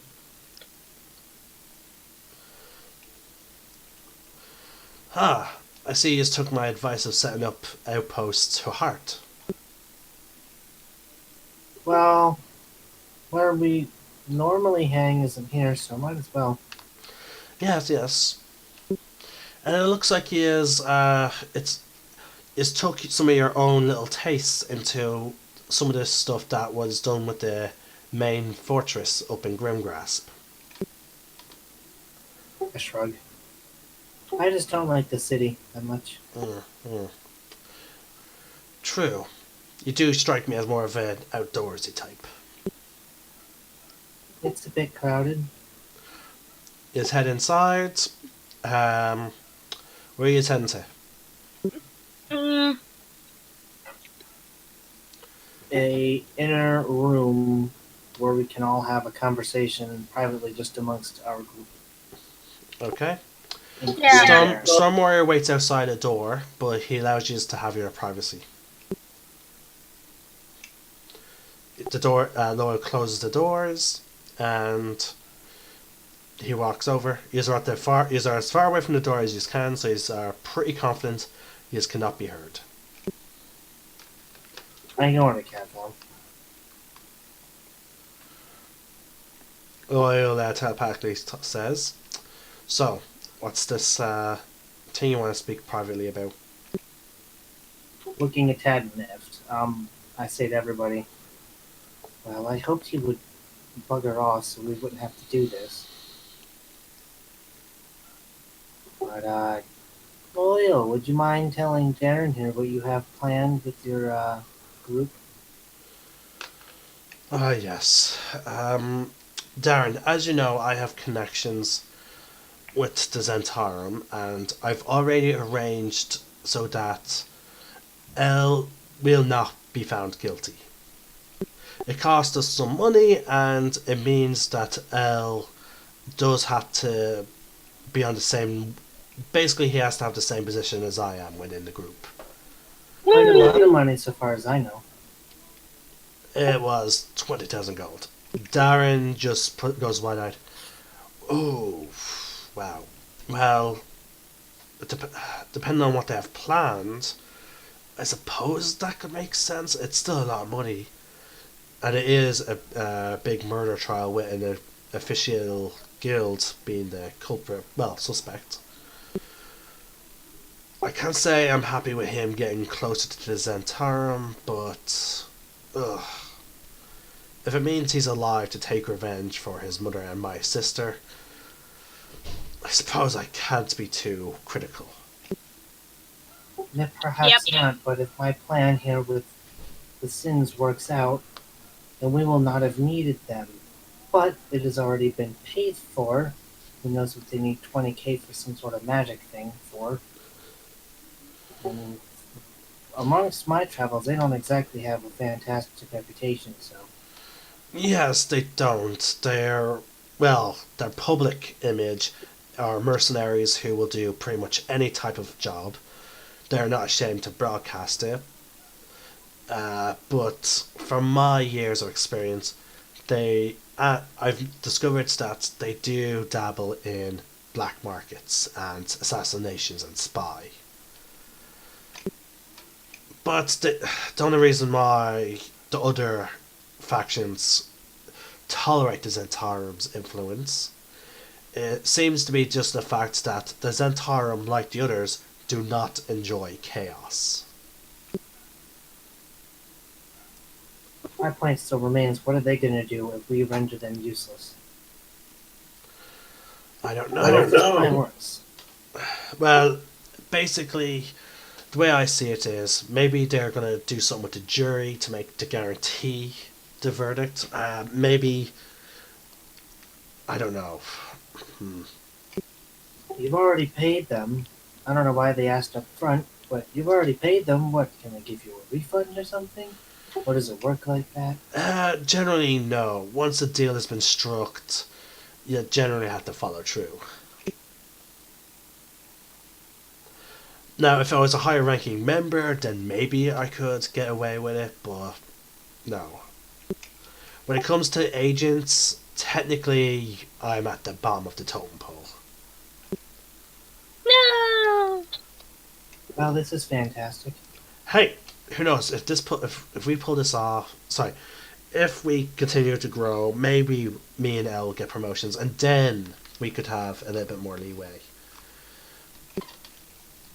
I'm still curious of what they want to purchase for 20,000 gold pieces. The way I see it is, we're basically paying them to do.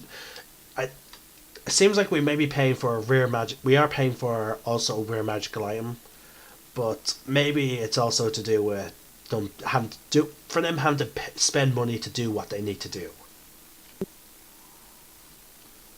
I don't know. Again, I'm not privy to the details. So it sounds like a powerful item of some kind. So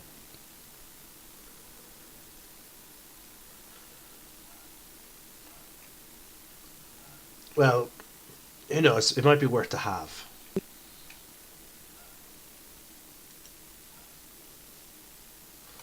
well, what do we get to keep it? Yeah, it seems like it. Still not comfortable with this, but alright, we'll see. Mm.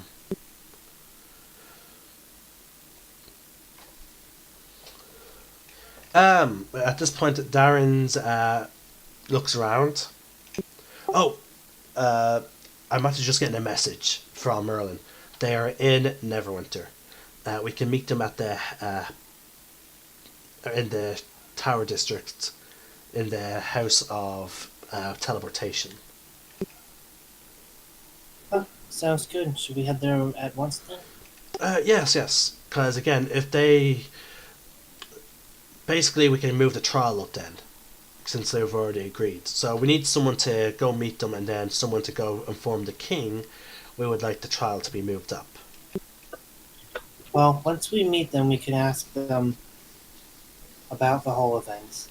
And then we can perhaps ask General Storms if he thinks this would be sufficient enough. Yes, I suppose so. Alright, then. Just to be sure. Well, if you want to get there faster, I can always just teleport us there. Sweet. Sure, why not? Sounds like fun. At this point, Loyal goes to the door, opens it. Yes, our friends have arrived, and we're ready to go meet them. But to speed things up, we would like to teleport to the House of Teleportation. So please, step in and let's get going. I transform back into a boy. At this point, the Goliath walks up, and Darren begins doing his teleportation circle. Everyone takes each other's hands, and whoop, you are suddenly in a different room. It is stark clean, it has quite a fair amount of space, and a single door.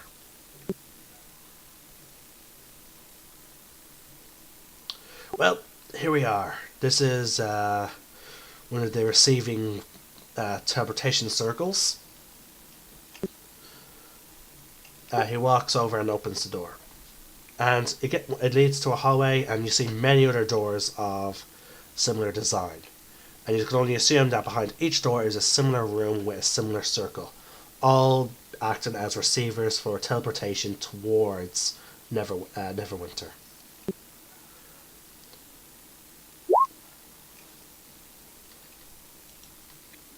You okay, Blue? I mean, Rana? Fine. Is something wrong with your stomach? No. Okay.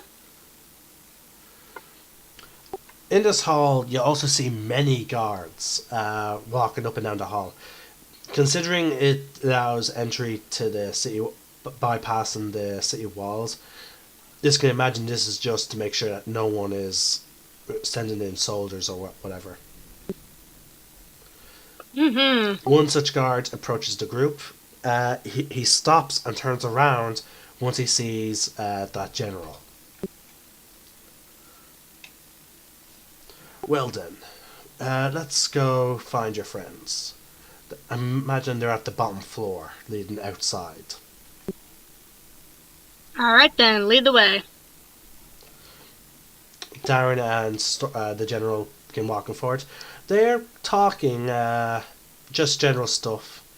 They're talking about their weapons, battles they've have fought in. There seems to be like a sense of mutual respect between the two, as if they both recognize each other as equal swordsmen. Eventually, you head down, and in the hallway leading outside of the building, you see the seven deadly sins. Primarily Merlin, Ban, and Meliodas as the only members to actually be there. Meliodas runs forward. Darren! Runs over and smiles. Wow! Damn, you Vatican, you got old. Yes, well, you have yet to change, Meliodas. I must ask, what are you exactly? Don't bother yourself with such questions. But damn! Well, anyway, even though you're disappearing, you're still going to be that little kid I trained. Oh, who's this little guy? And Meliodas reaches down and picks up Rana. And immediately he thinks, I haven't seen one of your kinds in ages. And he begins rubbing your belly vigorously. Oh darn! I say to him specifically. More fun. Don't worry, I like your kind, just like I like cats. And he puts you on his head as he then walks over to Bon with Darren. And all that hair is very comfy. I'm enjoying it. Hey, Bon, Merlin. Bon. It's a werecat. And he leans forward slightly, just enough so that they can have ease of access to pet you, but not so much that you will start, risk falling off. And Bon and Merlin begin stroking your back. Merlin is just making odd comments about how she's always liked the idea of examining the body of such a rare species. But Bon and Meliodas quickly discourage her.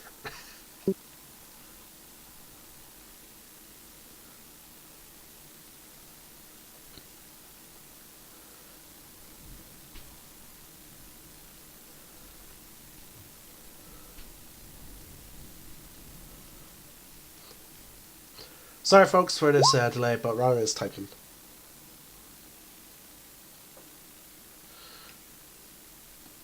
Merlin replies to your mind.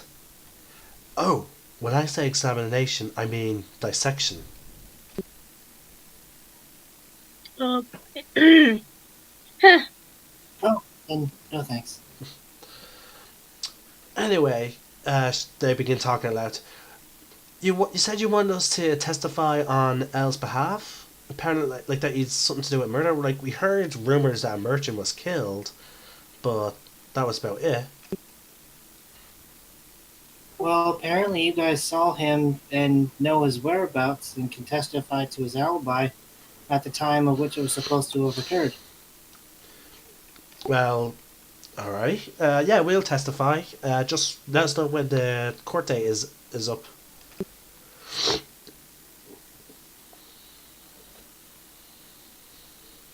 Ask the Goliath.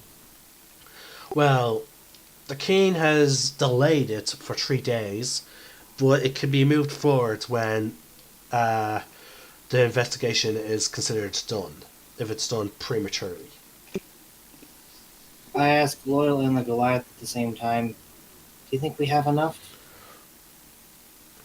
To go to court, yes. To prove his innocence, maybe.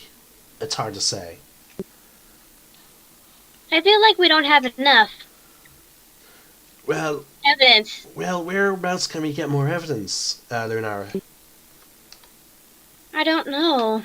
I just feel like I just feel like we won't do so well.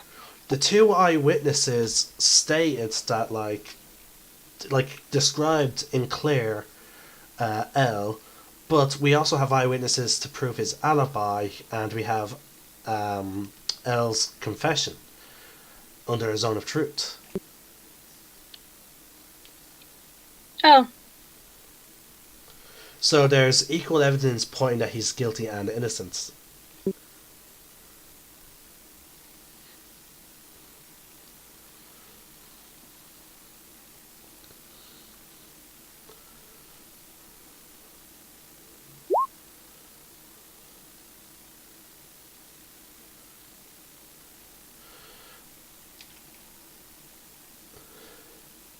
Now, yeah, I wouldn't do that if I were you. I'm very, as you can see, I'm very small.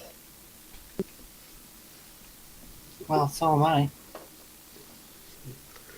I bet I'm think shorter than you. I think you'll only be like a couple of inches shorter than Meliodas, because Meliodas is actually very small to to the standard human adult. Well, I mean, King's shorter than him, and King's probably a couple inches taller than Rana. Hmm. Maybe.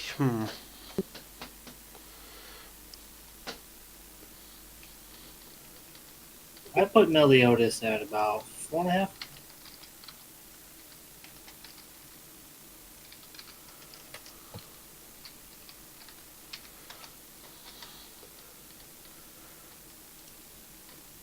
I'm just going to briefly look up his height. He's 5 inches according to his wicket. 5 feet. Yeah, sorry, 5 feet. Well, that's taller than I was expecting. So, how tall is Rana's human form? Feet. What? 3 feet. Yeah, you could, but it'd be very uncomfortable for both people. Actually, for Meliodas' strength, yeah, it would not be uncomfortable. But it might be uncomfortable for you to balance. Except for I can, butt hanging over his back and just legs over the shoulders, hands on his head, and he can grasp my legs. Right. It's kind of how one sits upon one's shoulders. Okay. You could do that. Go for it then. Alright, I do that, if he's alright with it. Yep, he's okay with it.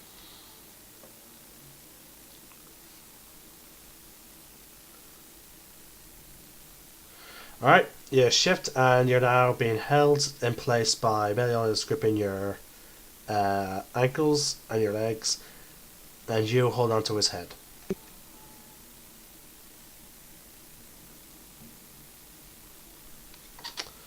So, let's head to the palace then.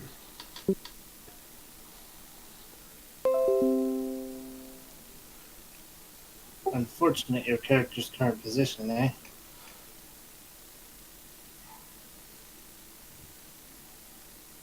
What?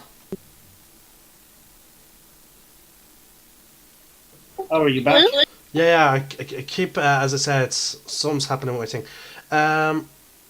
Folks, please give me a brief moment of time. I'm actually going to try and fix my internet issue by switching my cable over to my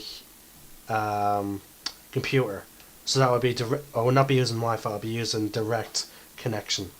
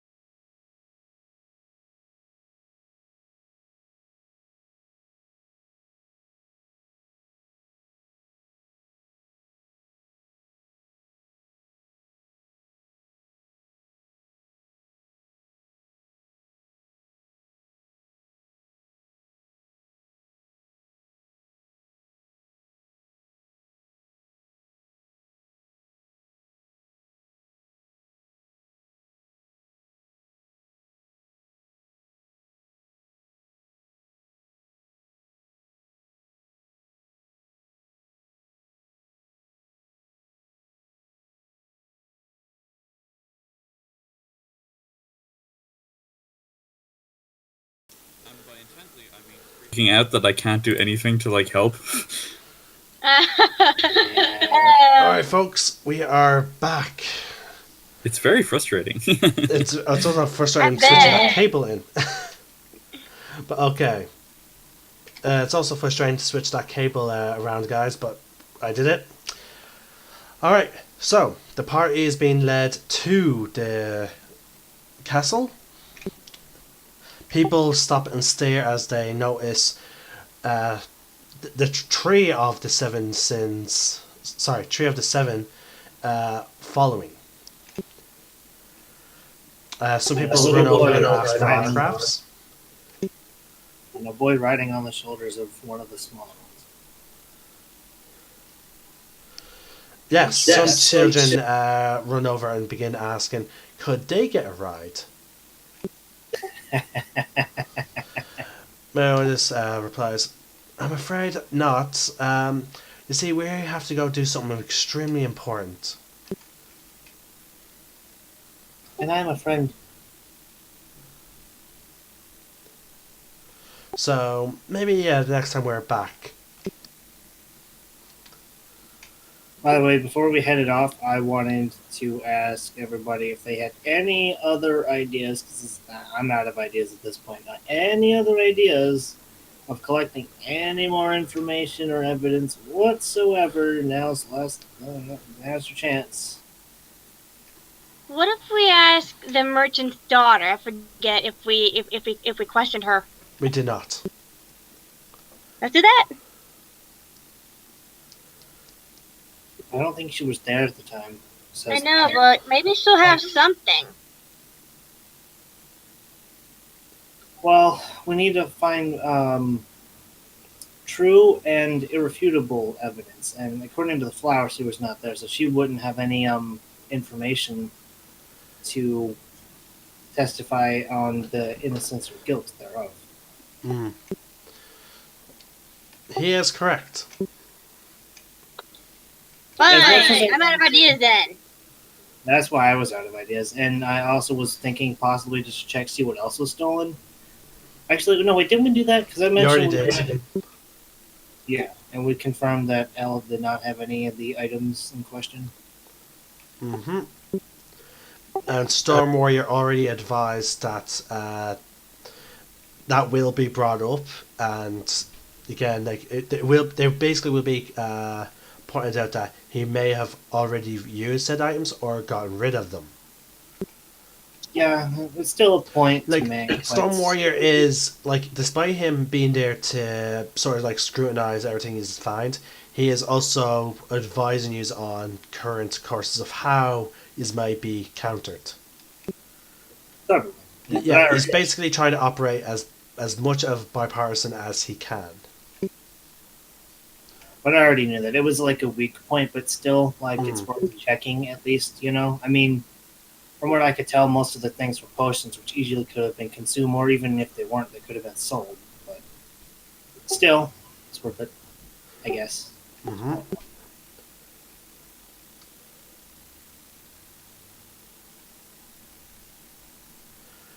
Is that all? If nobody else has any ideas, then I guess it's going to have to be, isn't it? Yep. Alright then. These are brought to the castle.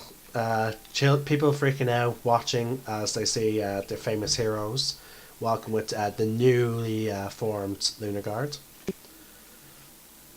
Upon arriving at the castle, these are immediately escorted into the throne room, where you see King Neverwinter sitting patiently. How long did it take to get here? It's not long. But, oh shit, there's also a scene that I wanted to point out to you. Oh. As you head there from the Tower District, looking from my map, you just come across a large scene and a large crowd gathered. There are many city guardsmen, as well as paladins, and even one paladin in particular, the Royal Guards. Should we go over and see what it is? You can if you want. I do. I also bring Precious with me. Storm Warrior is also heading over there. At the center of this huge crowd is a body.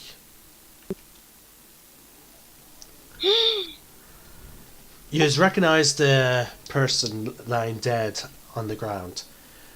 An arm and leg completely severed.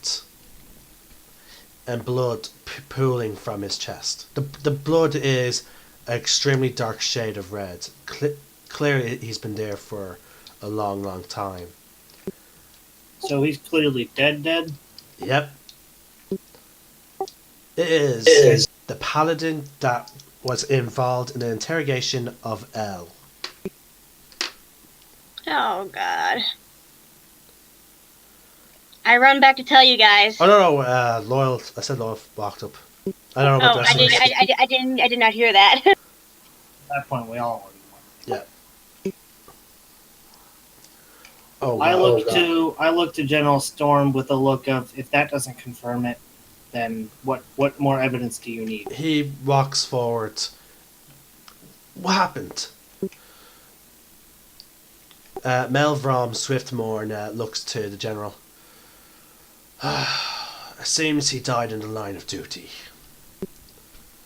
According to the clerics of the Raven Queen, he was walking home after his shift and saw a bunch of men attack this woman, and he gestures towards the woman who's terrified, and he fought to protect her. And sadly, there was one more man that he was not aware of who then got him in the back.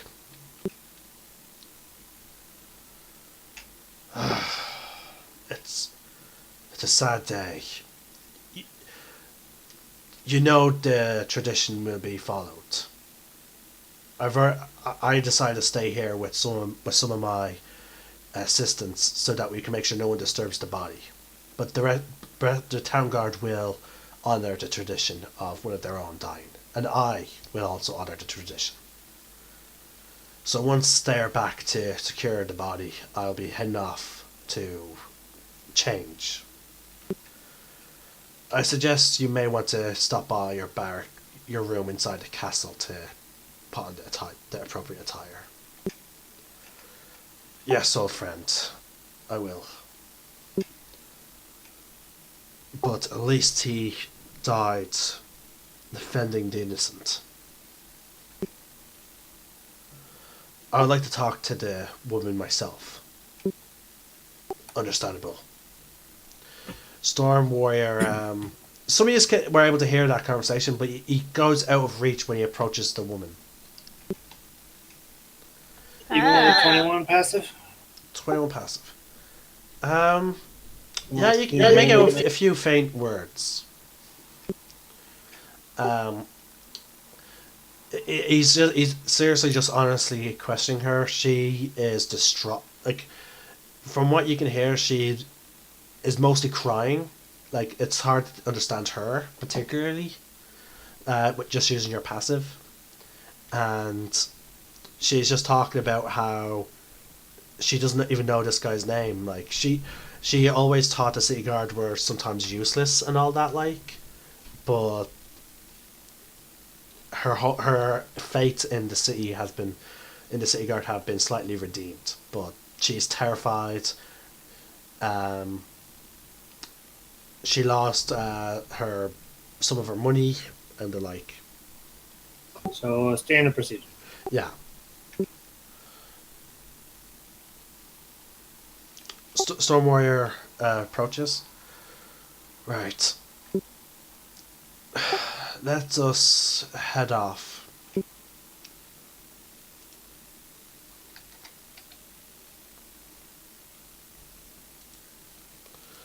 Let's head back to the castle. There's something I need to do. Okay. He's talking to us, or? Yeah, he's talking to the group. Okay. He leads you there in silence. He's not talking to Darren or anyone. He is honestly distraught. Understandably. Upon arriving at the castle, you see many of the city guard and also a large number of royal guard. They're wearing their usual armor, except instead of silver white with the ice blue, they're now wearing black with the ice blue. And there's an atmosphere of quietness about them. It's clear that they are all in mourning. Yes, Wow, word travels fast. yes, especially of a city guard and a paladin of the city guard dying. It would be made as clear as possible to honor this. It's a tradition within the city. If one of our own dies, we all go into mourning and wear black for a week.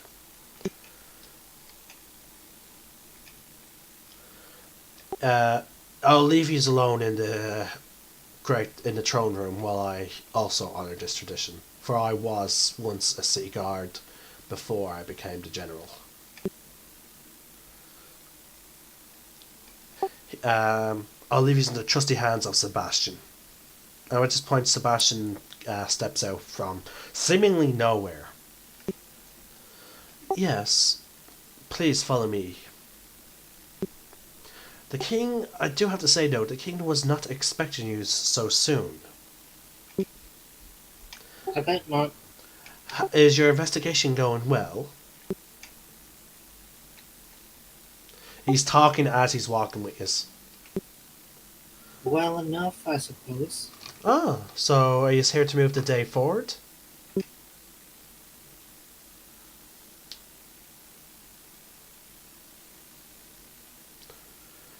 Yes, we're going to ask the king to move the day forward. We gathered all we could. Ah, very well then. You step into the throne room and you see King Neverwinter. He's not excited to see us. I smile and wave. Am I still on Meliodas? Yes, unless you state otherwise, you're still there. Good. Oh, I see you've brought the 7-day sins with you. I'm going to take it that you are ready to begin the trial?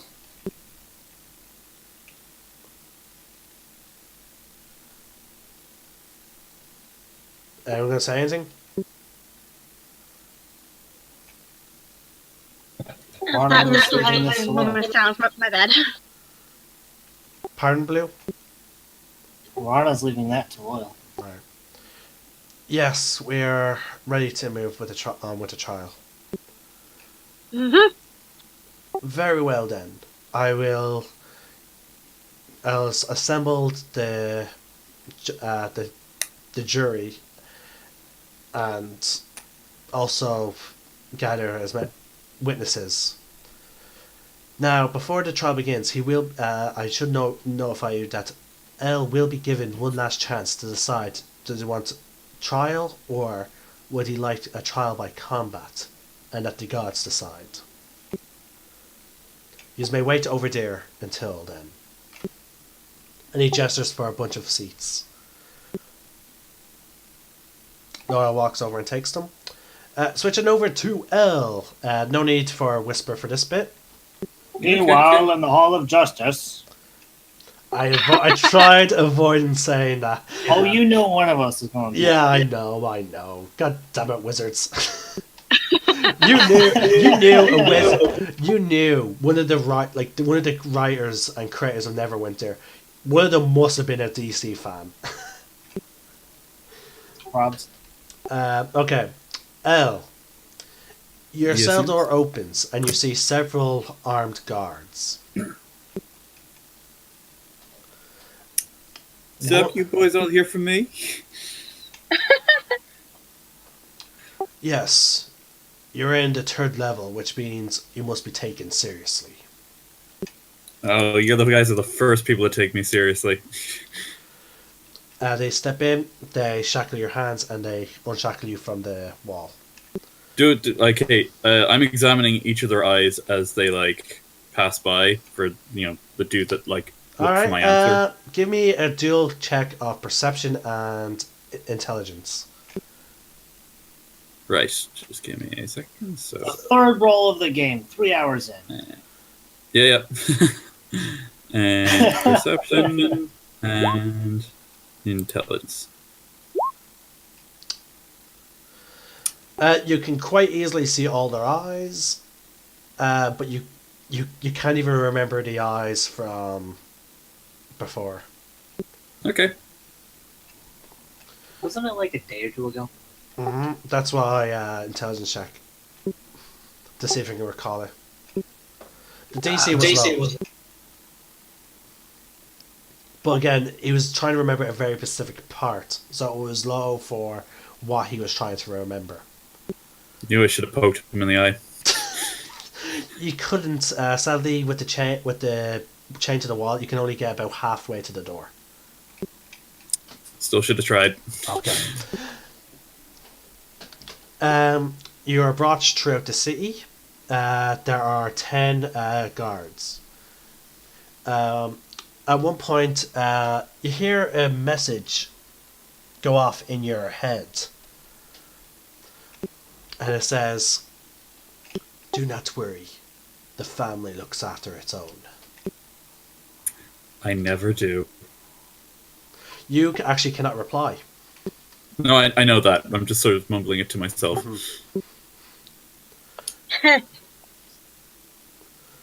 You're brought into the throne room. You see, over the course of time, several. There's actually been like a stand plate set up with a seat. Very okay. Just a shortcut it. Very reminiscent of Game of Thrones. Ting's trial. Okay. Ooh. I'm blanking on his name. I can't believe it. He's my favorite character. I'm blanking on his name. Short guy? Yes, the imp. Tyrion? Tyrion. Oh my god. Blanking on my favorite character. The court at the moon door? No, the other one. Ah. Oh yeah. Okay. You see the king on his throne. You see, there's witnesses and basically an audience. And you see off to the side, people sitting in, like they're completely isolated from the rest of the group, and they have several armed guards around them.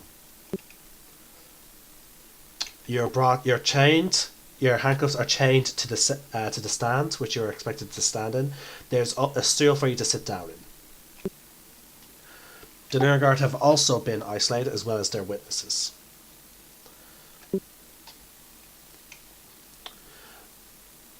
The king stands up. Now, Elvish of the Lunarguard, you're being trialed for murder of the merchant. Now, this is your final chance to decide if you would like to have a trial by combat, or would you like to allow the evidence to speak for you? Well, I know there's a few people out there that are hoping I take trial by combat. However, I have perfect faith in your system that I will be found innocent. Thank you. Very well then. You may be seated. I lean casually in my chair. Okay. Lost in a loincloth. Yeah. Well, no. Giving the crowd the full view. You never said he was close. Yeah. Again. Oh god, my eye, they burn. Generally, you just get a sense that generally you would normally be allowed to be dressed like that, but because he's an adventurer, they don't want him to be able to hide any type of weapon. Basically, this is how adventurers or people that they know are capable fighters. So everybody got free reign to look at his dangly bits. If they want to, which I also call my weapon. All right. The lady killer. Moving on. It gives me +1 to seduction. Moving on. Moving on now. One more word and you would be put into contempt. Oh, held in contempt, that's the phrase, yeah. But okay. So, Loyal stands up. Lords and ladies of the court, and your highness. Through our investigation, we have talked to 2 eyewitnesses of the event in motion, which I'm sure are I'm sure that it will be brought up by the guards. We're not going to focus on them because we trust that the city guard will bring it up. But we will focus on the evidence that proves that L did not commit said crime. First, L, in full view of the general of the fine army of Neverwinter, was asked under the zone of truth, did or did he not kill the merchant? He answered, did not.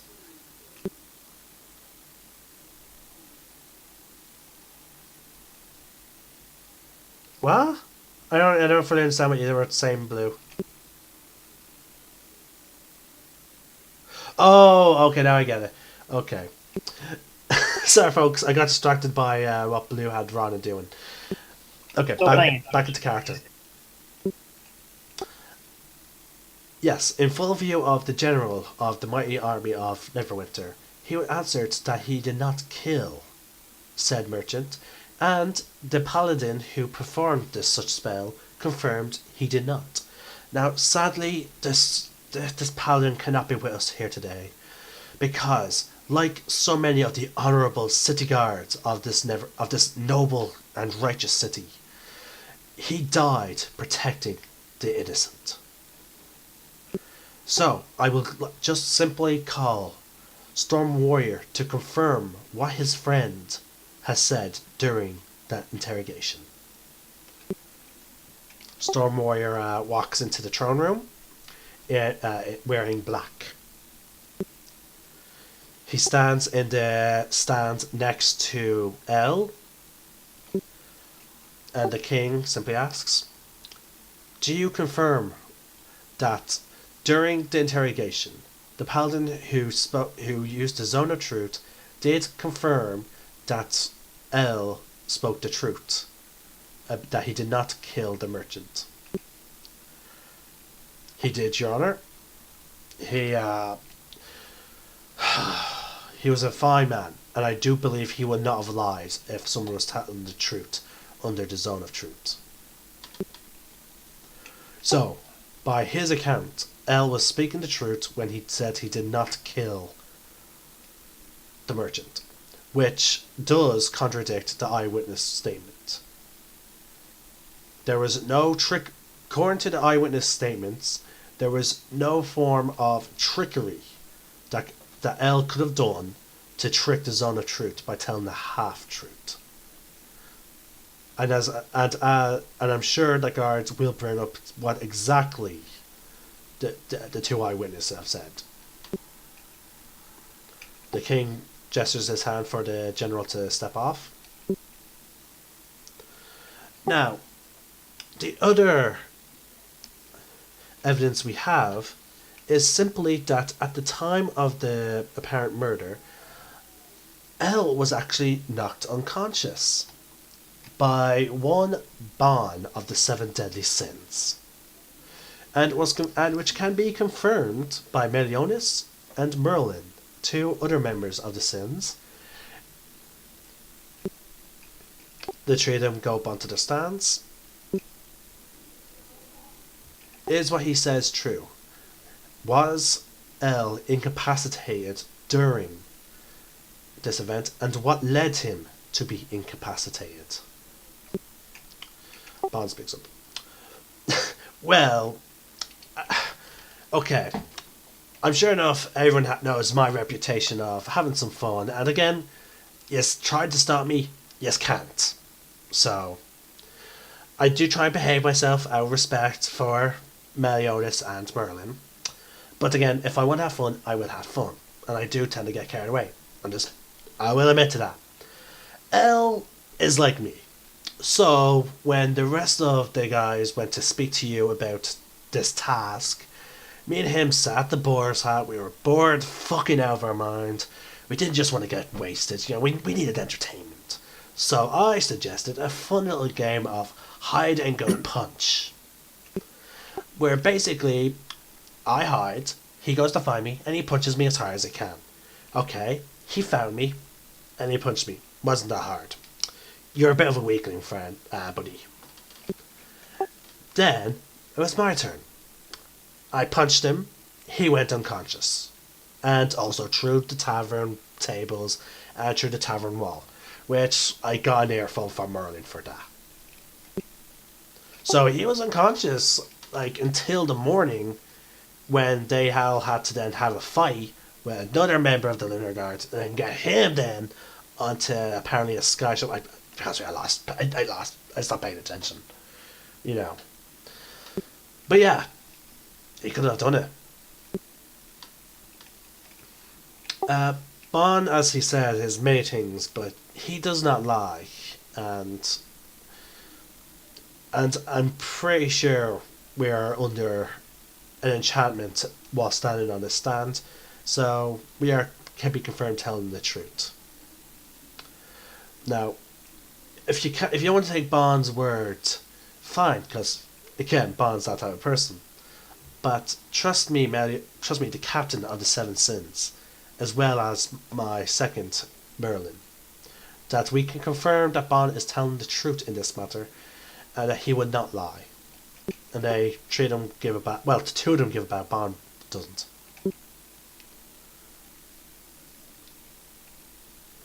Loyal walks forward. And that is the evidence that proves that Elle could not, the evidence that we have gathered proves that Elle was telling the truth, that he did not kill him, and it proves that he could not have killed him because he was unconscious. Sorry about that. So now, I suggest we hear from the city guard. At this point, the general stands up. I actually took over this investigation, and I'm the one who interrogated the witnesses. Now, after I escorted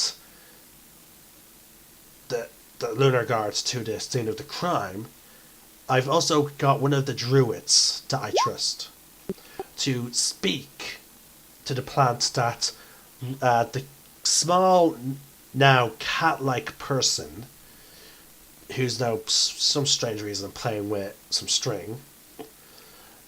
What?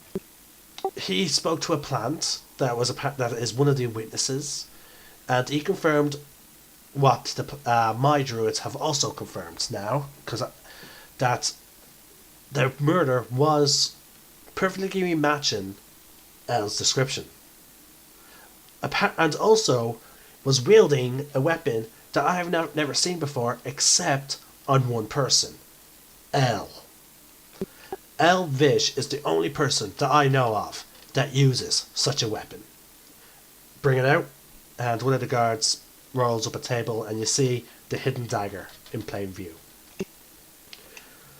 This weapon was used to kill him, and to my knowledge, Elle is the only one I've ever seen carries. Even contract killers that I have captured and have killed do not use such a weapon. We then spoke to the corpse, and we had it put under a zone of truth. It confirmed who killed him. It was with this weapon right in front of him, and he had a clear view.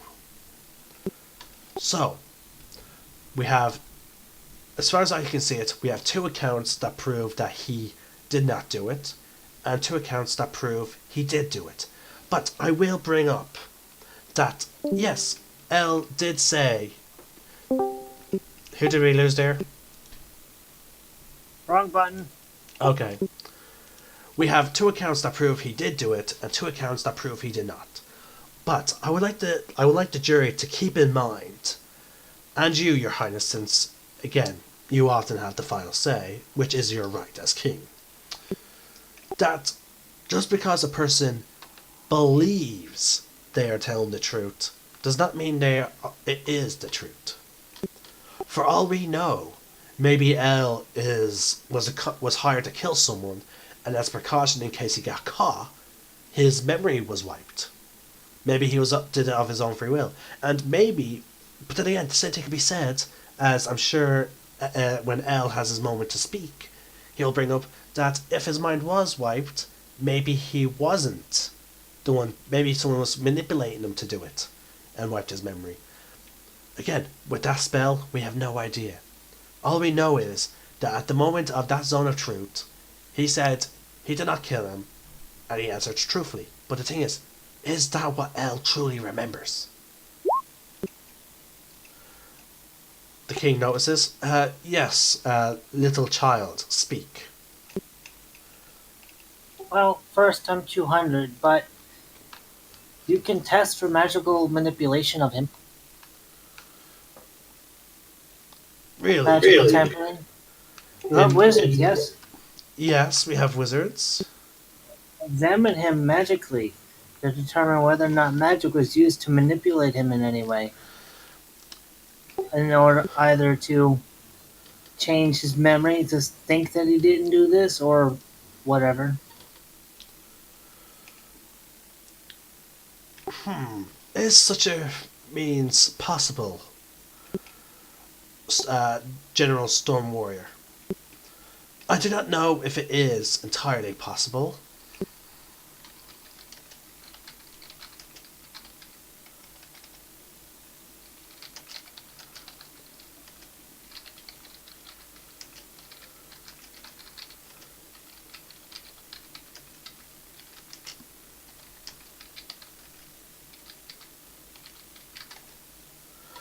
I am actually finding out now. I mean, with magic, you can do anything.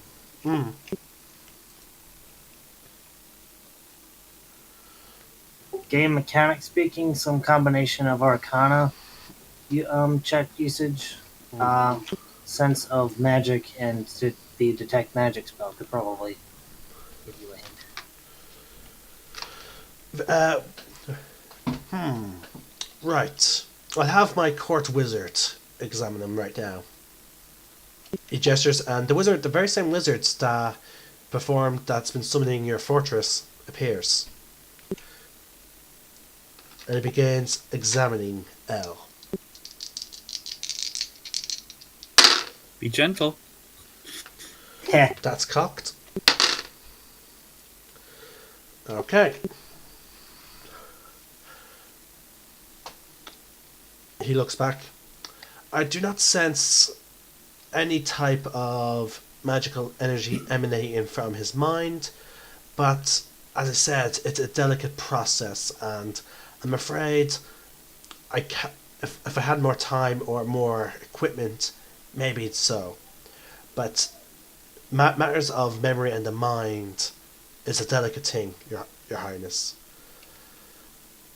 All I can say for certain is I could not find anything, but since this is a trial, I do have to confess that even though it may be possible, it's still only a maybe.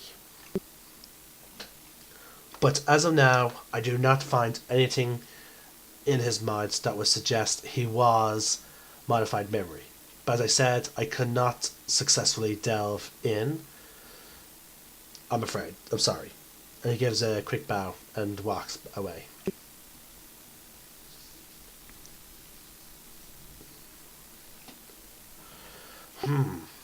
So there's no way to be 100% sure. Very well then. I will, jury, you and I will have to keep this in mind when deliberating over the final result. Now, I believe that is both your evidences. Yes, Your Highness. We have two eyewitnesses saying he did it, and then also two and also the fact that he said that he did not do it, which I've already pointed out could have been falsified in some way by him not realizing he was lying. And then also the fact that apparently there are alibis. And keep in mind, they are confessed friends. The king sighs. Yes. Childlike person. The name is Rana. As mentioned, you have witnesses to the man's alibi and can give testimony further as to where he was before and after, as I'm informed. So they can have kept complete tabs on him the entire while and therefore know The king raises whether his or not he hand. would have been switched. The king raises his hand. Your friend has already pointed out that evidence, and and your witnesses have already been called. And if they have confirmed that he Yes. was not at the place, then there's no chance that he could have been at the other place. Again, that was already stated, and he himself has already stated that. Please, no more interruptions. The Lunarguard had their chance to deliver their evidences, and they have delivered it. It is now the city's turn to present their evidence. Oh. As I was saying, Your Highness, and as Rana has repeatedly brought up again, that yes, they do have witnesses, but I would like you and the jury to keep in mind that despite, I am sorry, Marionis, but you and Merlin yourselves are also friends with the Lunarguard. They are, every time they've came to the city, have they not stayed at your tavern? And I seem to recall Rana and Loyal also confirming, and Darren, that the Boar's Hat was their specific meetup, which means they were loyal patrons. So, keep that in mind. Now, with no further evidence, I believe it is used to decide. And he goes back and sits now with the rest of the city guard. The king looks around. Now, Elle, as the one being child, this is your final moment to speak. Before the jury is excused to deliberate, and then I will then listen to what they have to say.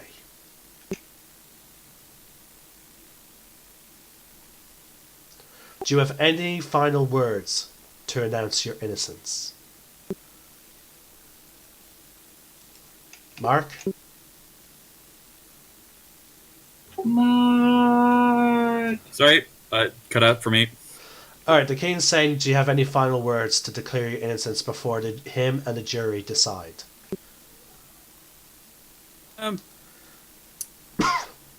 Basically, just I'm hearing that the guard side have a lot of maybes, but my side has a lot of yeses.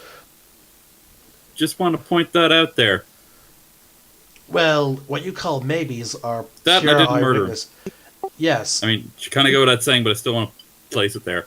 yes, that has been brought up, but just to point out, what you're calling maybes are eyewitnesses. And what you're calling evidence is a potential maybe of your confession. Yes, you have your own witnesses that confirm your alibi, but you're saying that is more solid than eyewitnesses of an I actual am, because murder. all of your eyewitnesses potentially could be wrong. But so could your witnesses be lying. No, not lying, just wrong. Okay. No, what I'm saying is your witnesses could have been lying.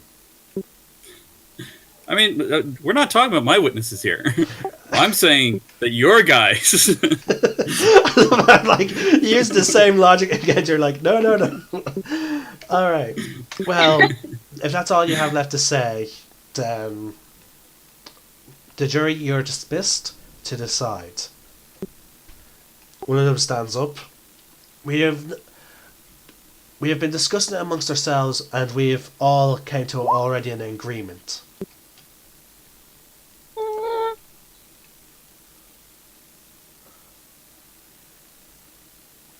Now, we have all heard both sides. Now, despite the fact that apparently he has been seen there, we have all decided that there are ways to make it look like he did commit the crime. For example, there are such spells called disguise. As a wizard myself, there are spells that could very easily allow me to appear such as him.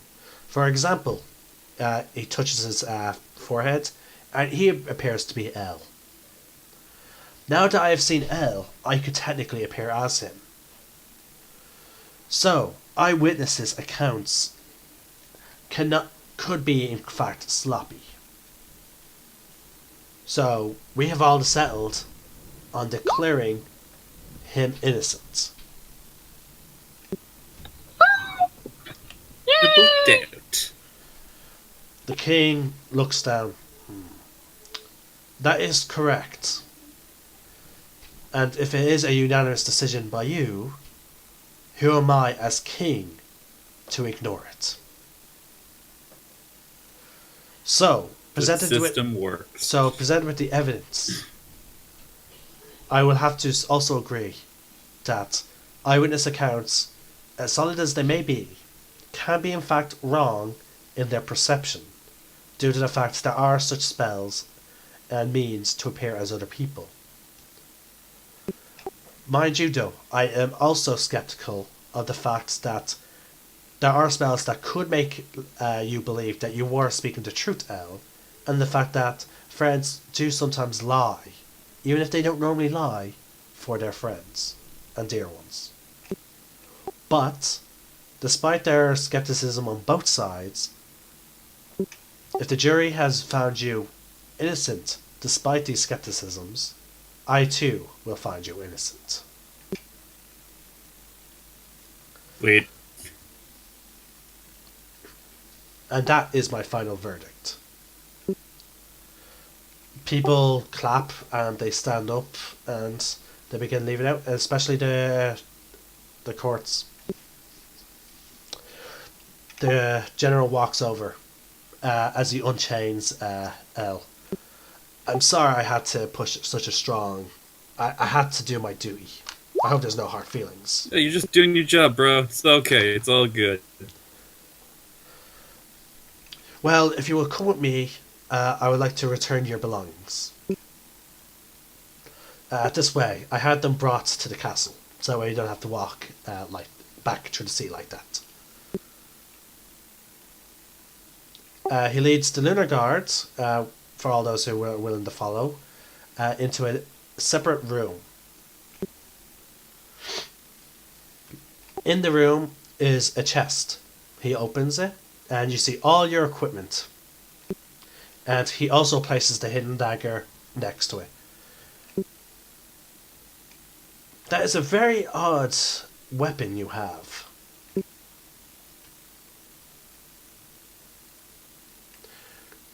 Did I lose everyone? You lost me for a little bit there. Okay. He says you have a very odd weapon, as he placed your hidden dagger next to the chest containing all your items. Yep.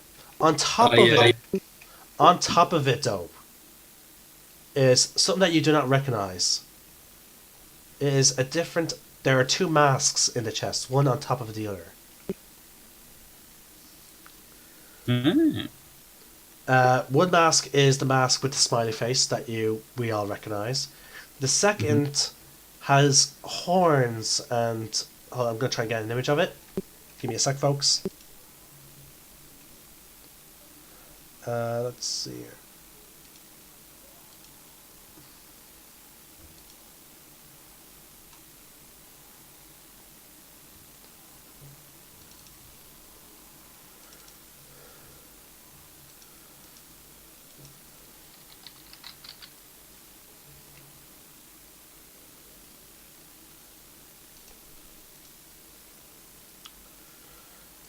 Right, if it's not appearing in my folders, I did send it to Mark.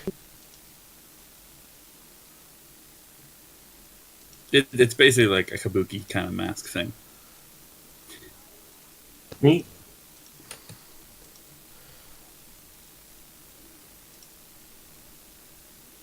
Yeah, but I would like to drop it onto the Roll20 thing so that the viewers can see it.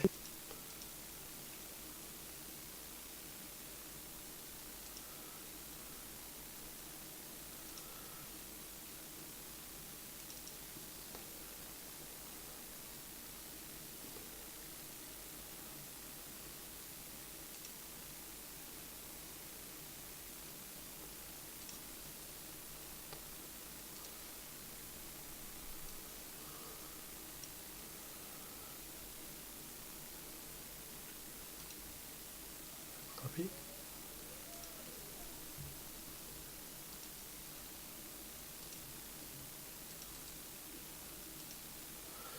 Alright, folks, you're going to get a chance to view my Discord server, the handout section for this handout.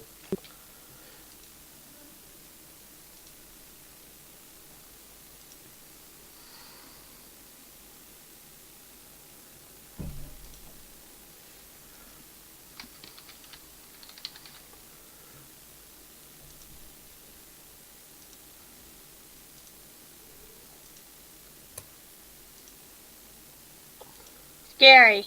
Okay, apparently Discord view is not working. So we'll just do it with the classic display capture.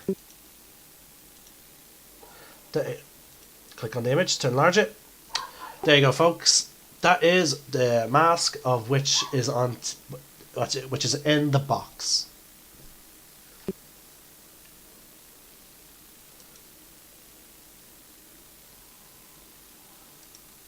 And we're back into our view. So,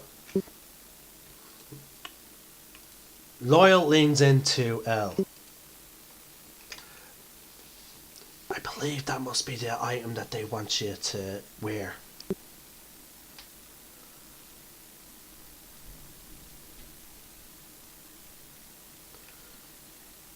L. Mark. Sorry, keep cutting out. Loyal leans in. What did you say? I think that's the item that they secured for you.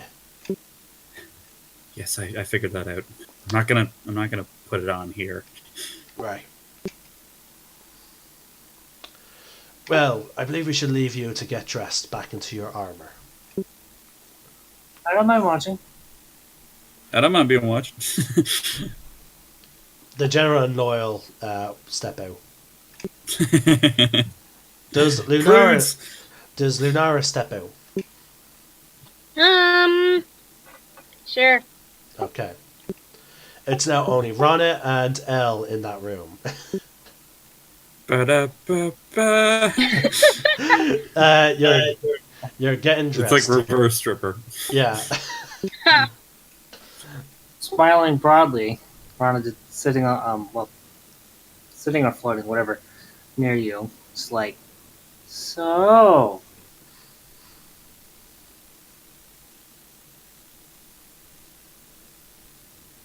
Free, huh?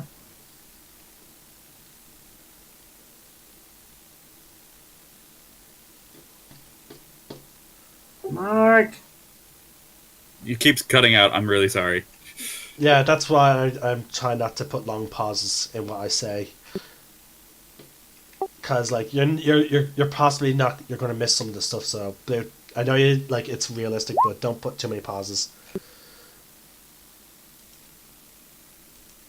I can just type. There's that as well. Typing's a good idea.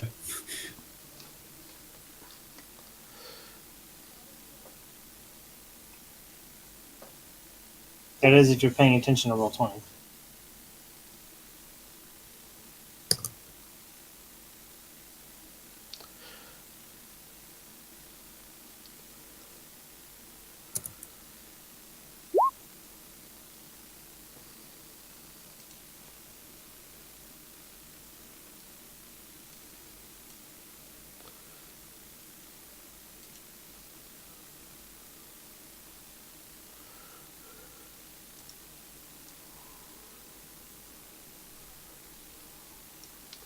There you go, folks. Now you can see what's being typed. I had to fix the display.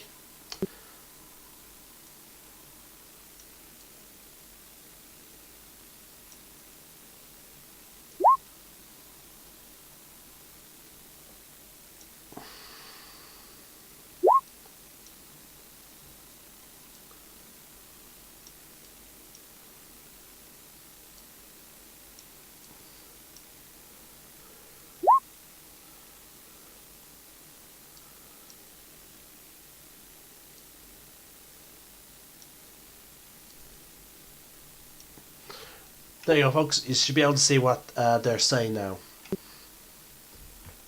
Okay, I think I've reconnected. Alright, we can hear you.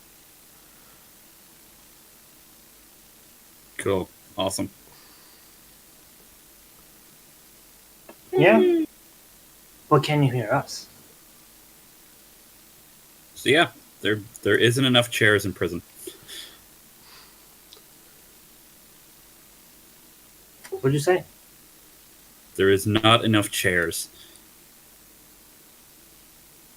You don't say. Yeah.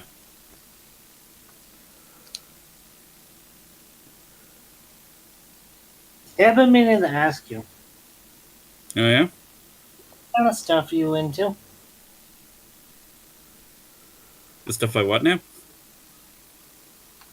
What kind of stuff are you into? Venture stuff? You like women? What?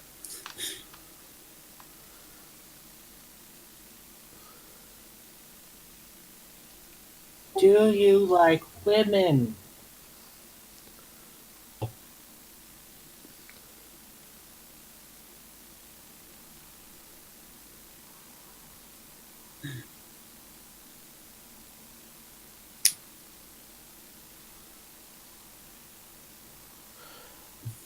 Mark, did you hear him? I did not hear him. I'm sorry. He asked, do you like women? I said, yeah, women are pretty cool. Ah.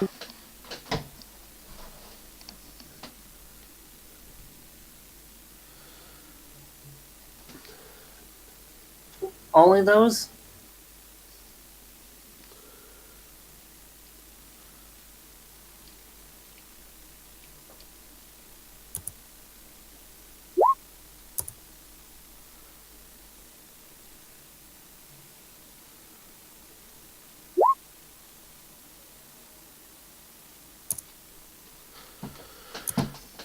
I do apologise, folks, for all this delays. Mark does not have the best of internet connections, so there are days like where it's really clear and there's no issues, but then there are moments like right now where it just turns to complete shit. So you're just gonna have to tolerate it for now.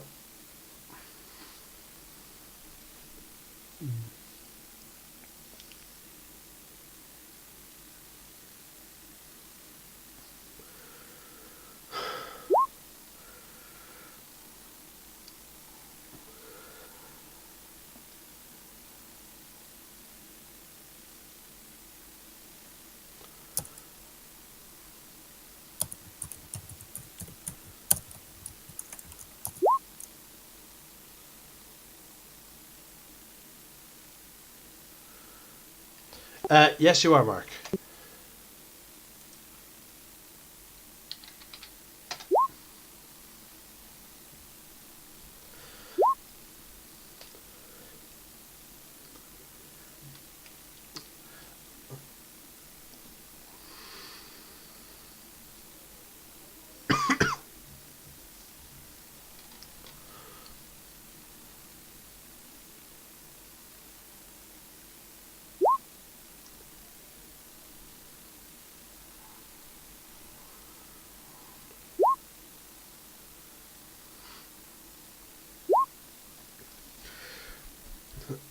All right. After a hug, Okay. Elle steps out of the room, carrying Rana.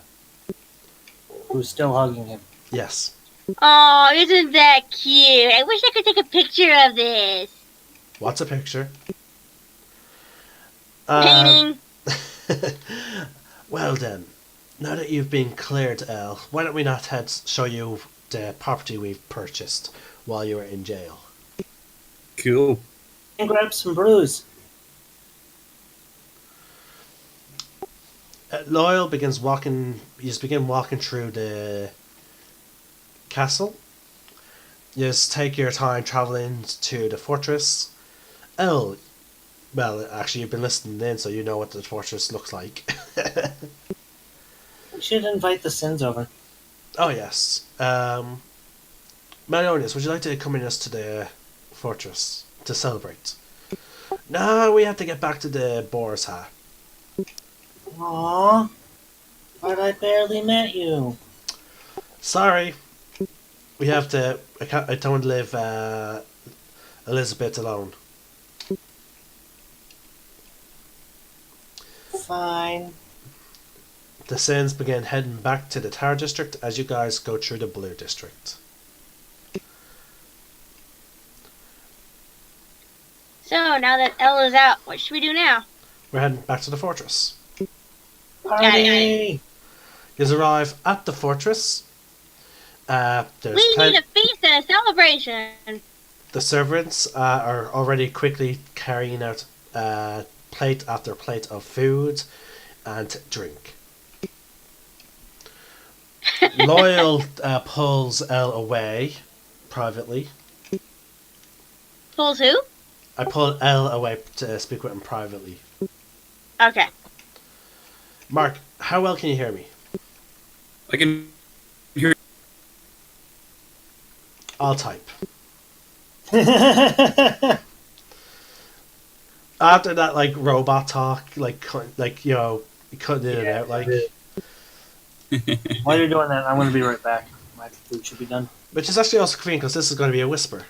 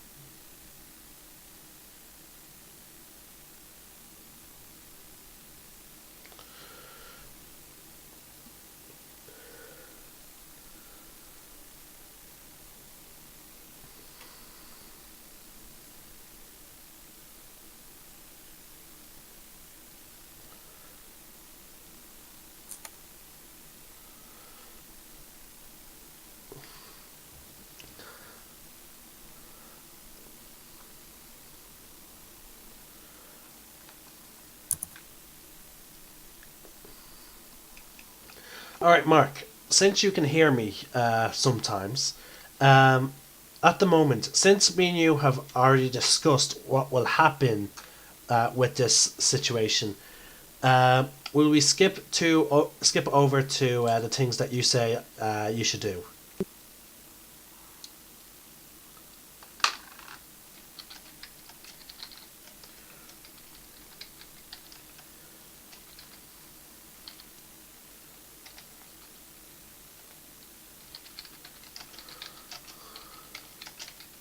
I don't actually think he can hear you, man.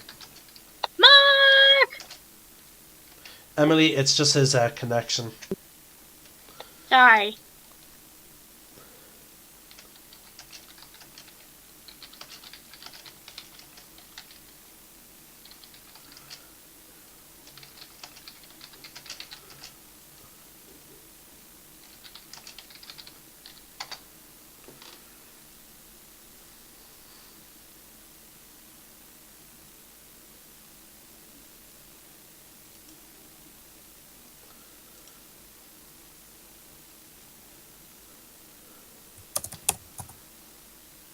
Okay.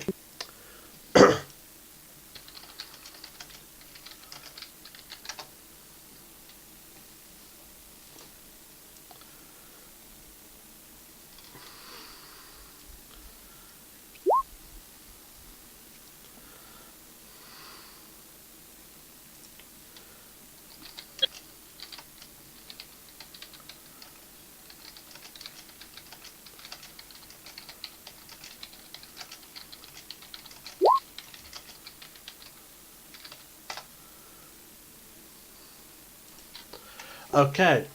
After a few moments of Loyal and Elle talking alone in a different room, you then begin to hear Elle screaming, seemingly in pain. Oh.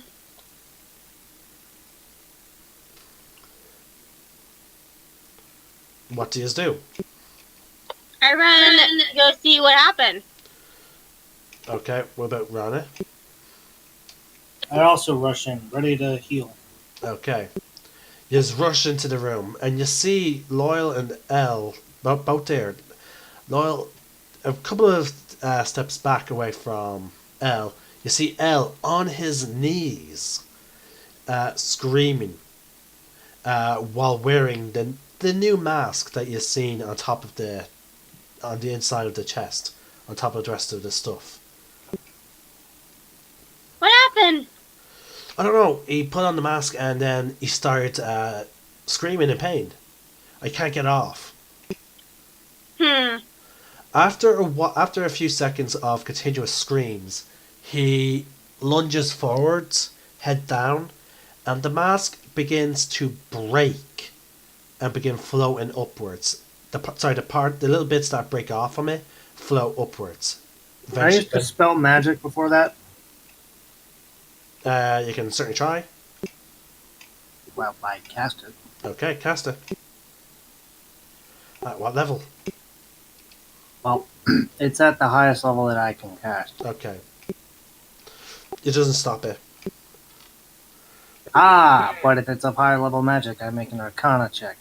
No, it's spellcasting check. Okay, go for it then.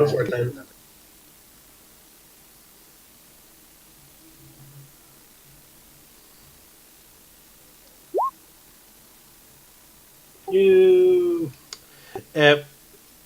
Description continues. The mask breaks apart.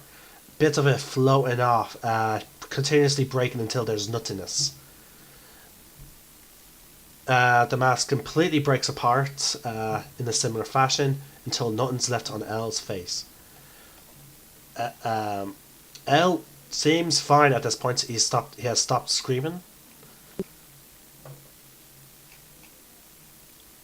I walk over and I poke him. Elle! I examine him.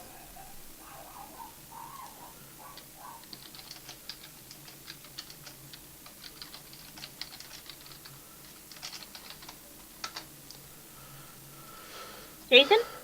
Okay. So give me a medicine check if you're examining them. I'm guessing you're trying to see if there's anything physically wrong with them. Well, more than that, because it didn't seem necessarily physical now, did it? Sure.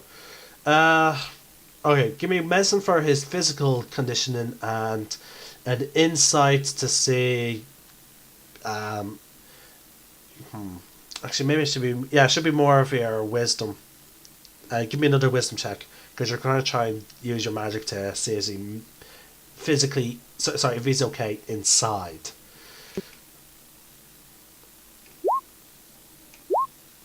Body.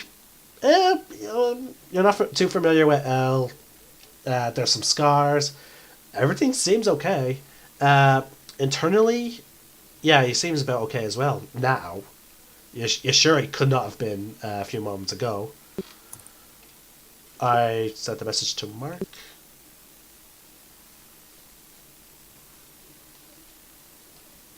I do apologize for this, folks. It's just due to issues with Wi-Fi's and internet. I hate lag so much. Yeah, I know.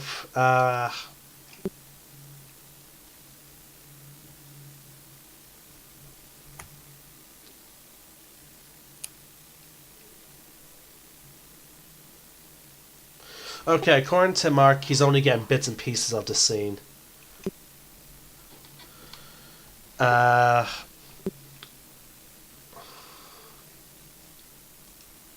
So yeah, that means he missed you guys examining them and whatnot.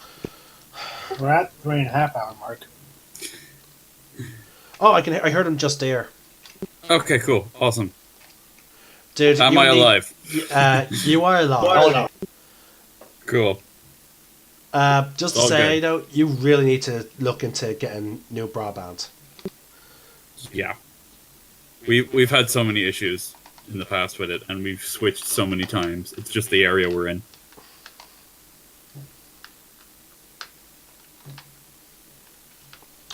Okay, well, Lunara is poking you, asking you live, and you've gone physically examined by Rana.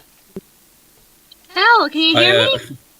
I stick a thumb up in the air. I'm like, I think I'm good now. That hurt like What a did you bitch. see? You mind telling me what that is? Do you need healing? I'm What did that good. mask do to you? It was a precaution I was taking. Just in case you guys did do as stand up a job as you did. Was it the thing Roy was telling us about? It was. Basically, it's a mask of a thing called a ghost face killer. I'm not super certain what it is, but it'll apparently give me some cool shit. Didn't realize it would hurt like that, though. Yeah. Maybe you need healing if it hurt. I don't know. I feel pretty good now. Sorry, as I said, I only know about the Ghostface Killers by reputation as a very old and sometimes rumoured that they are even real assassins. They are now. Yeah, this generally proves it. Also, not gonna lie, I took it as kind of a way of combating the faceless men. Well, it sounds like it confirms their prior existence if they managed to acquire an item relevant to it. Yeah. Basically, when I went to the Lunarguard, sorry, the Zentarum, basically they were like, yeah, we actually, luckily for you, we actually do have some things on hand that could benefit one member of our order. So, yeah, basically they saw Elle as an opportunity to get a powerful agent.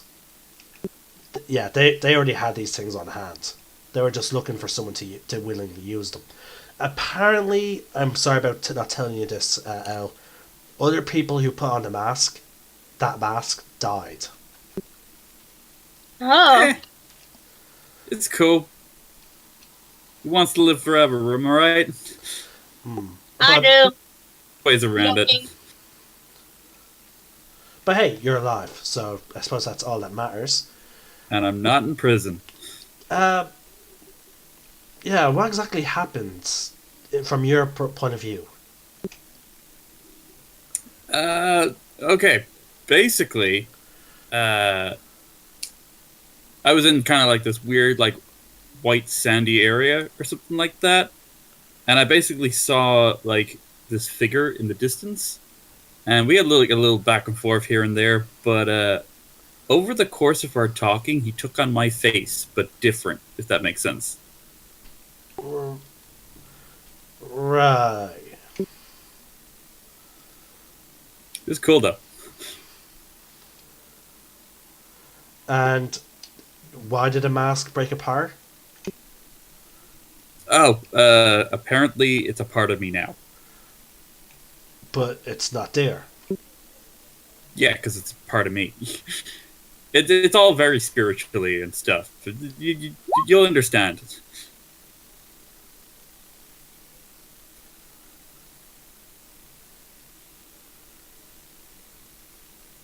And I think I'm gone again. No. We heard you. I was just personally reading what Blue typed up. Cool. You now have temporary hit points. Nice.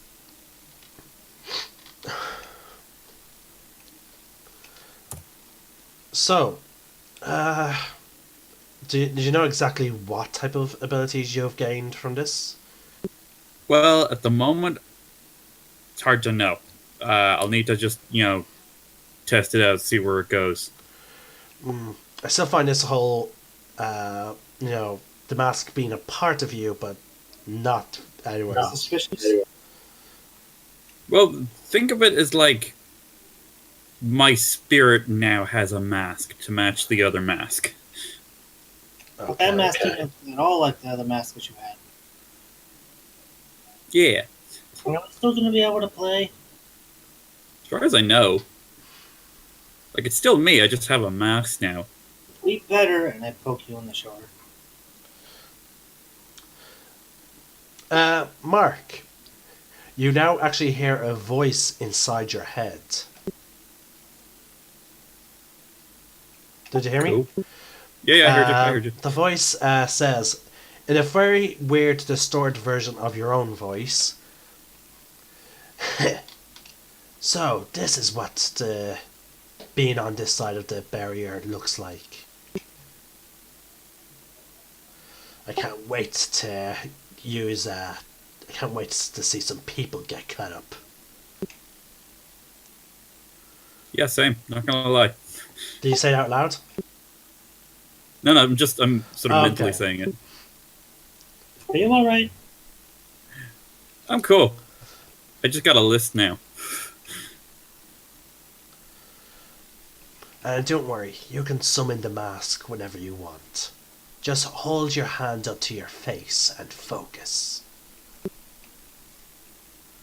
I do as he says. Picture the mask. By the way, I will actually allow you to design your own Ghostface killer mask. Sweet. So, yeah, you can submit me things you want. I Okay, got some ideas. Okay, so you see Elle hold up his hand, and energy forms around his hand.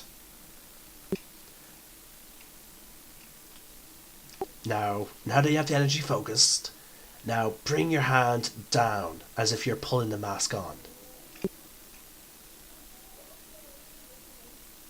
Mark, you there? No!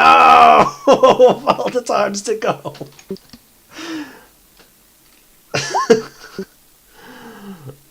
Okay, thank you, Mark. The moment. Alright, as he does that, a mask actually does appear on his face. Ballin'. I don't like this.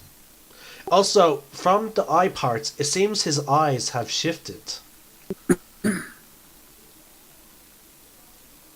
They are now solid black, and his pupils are now gold.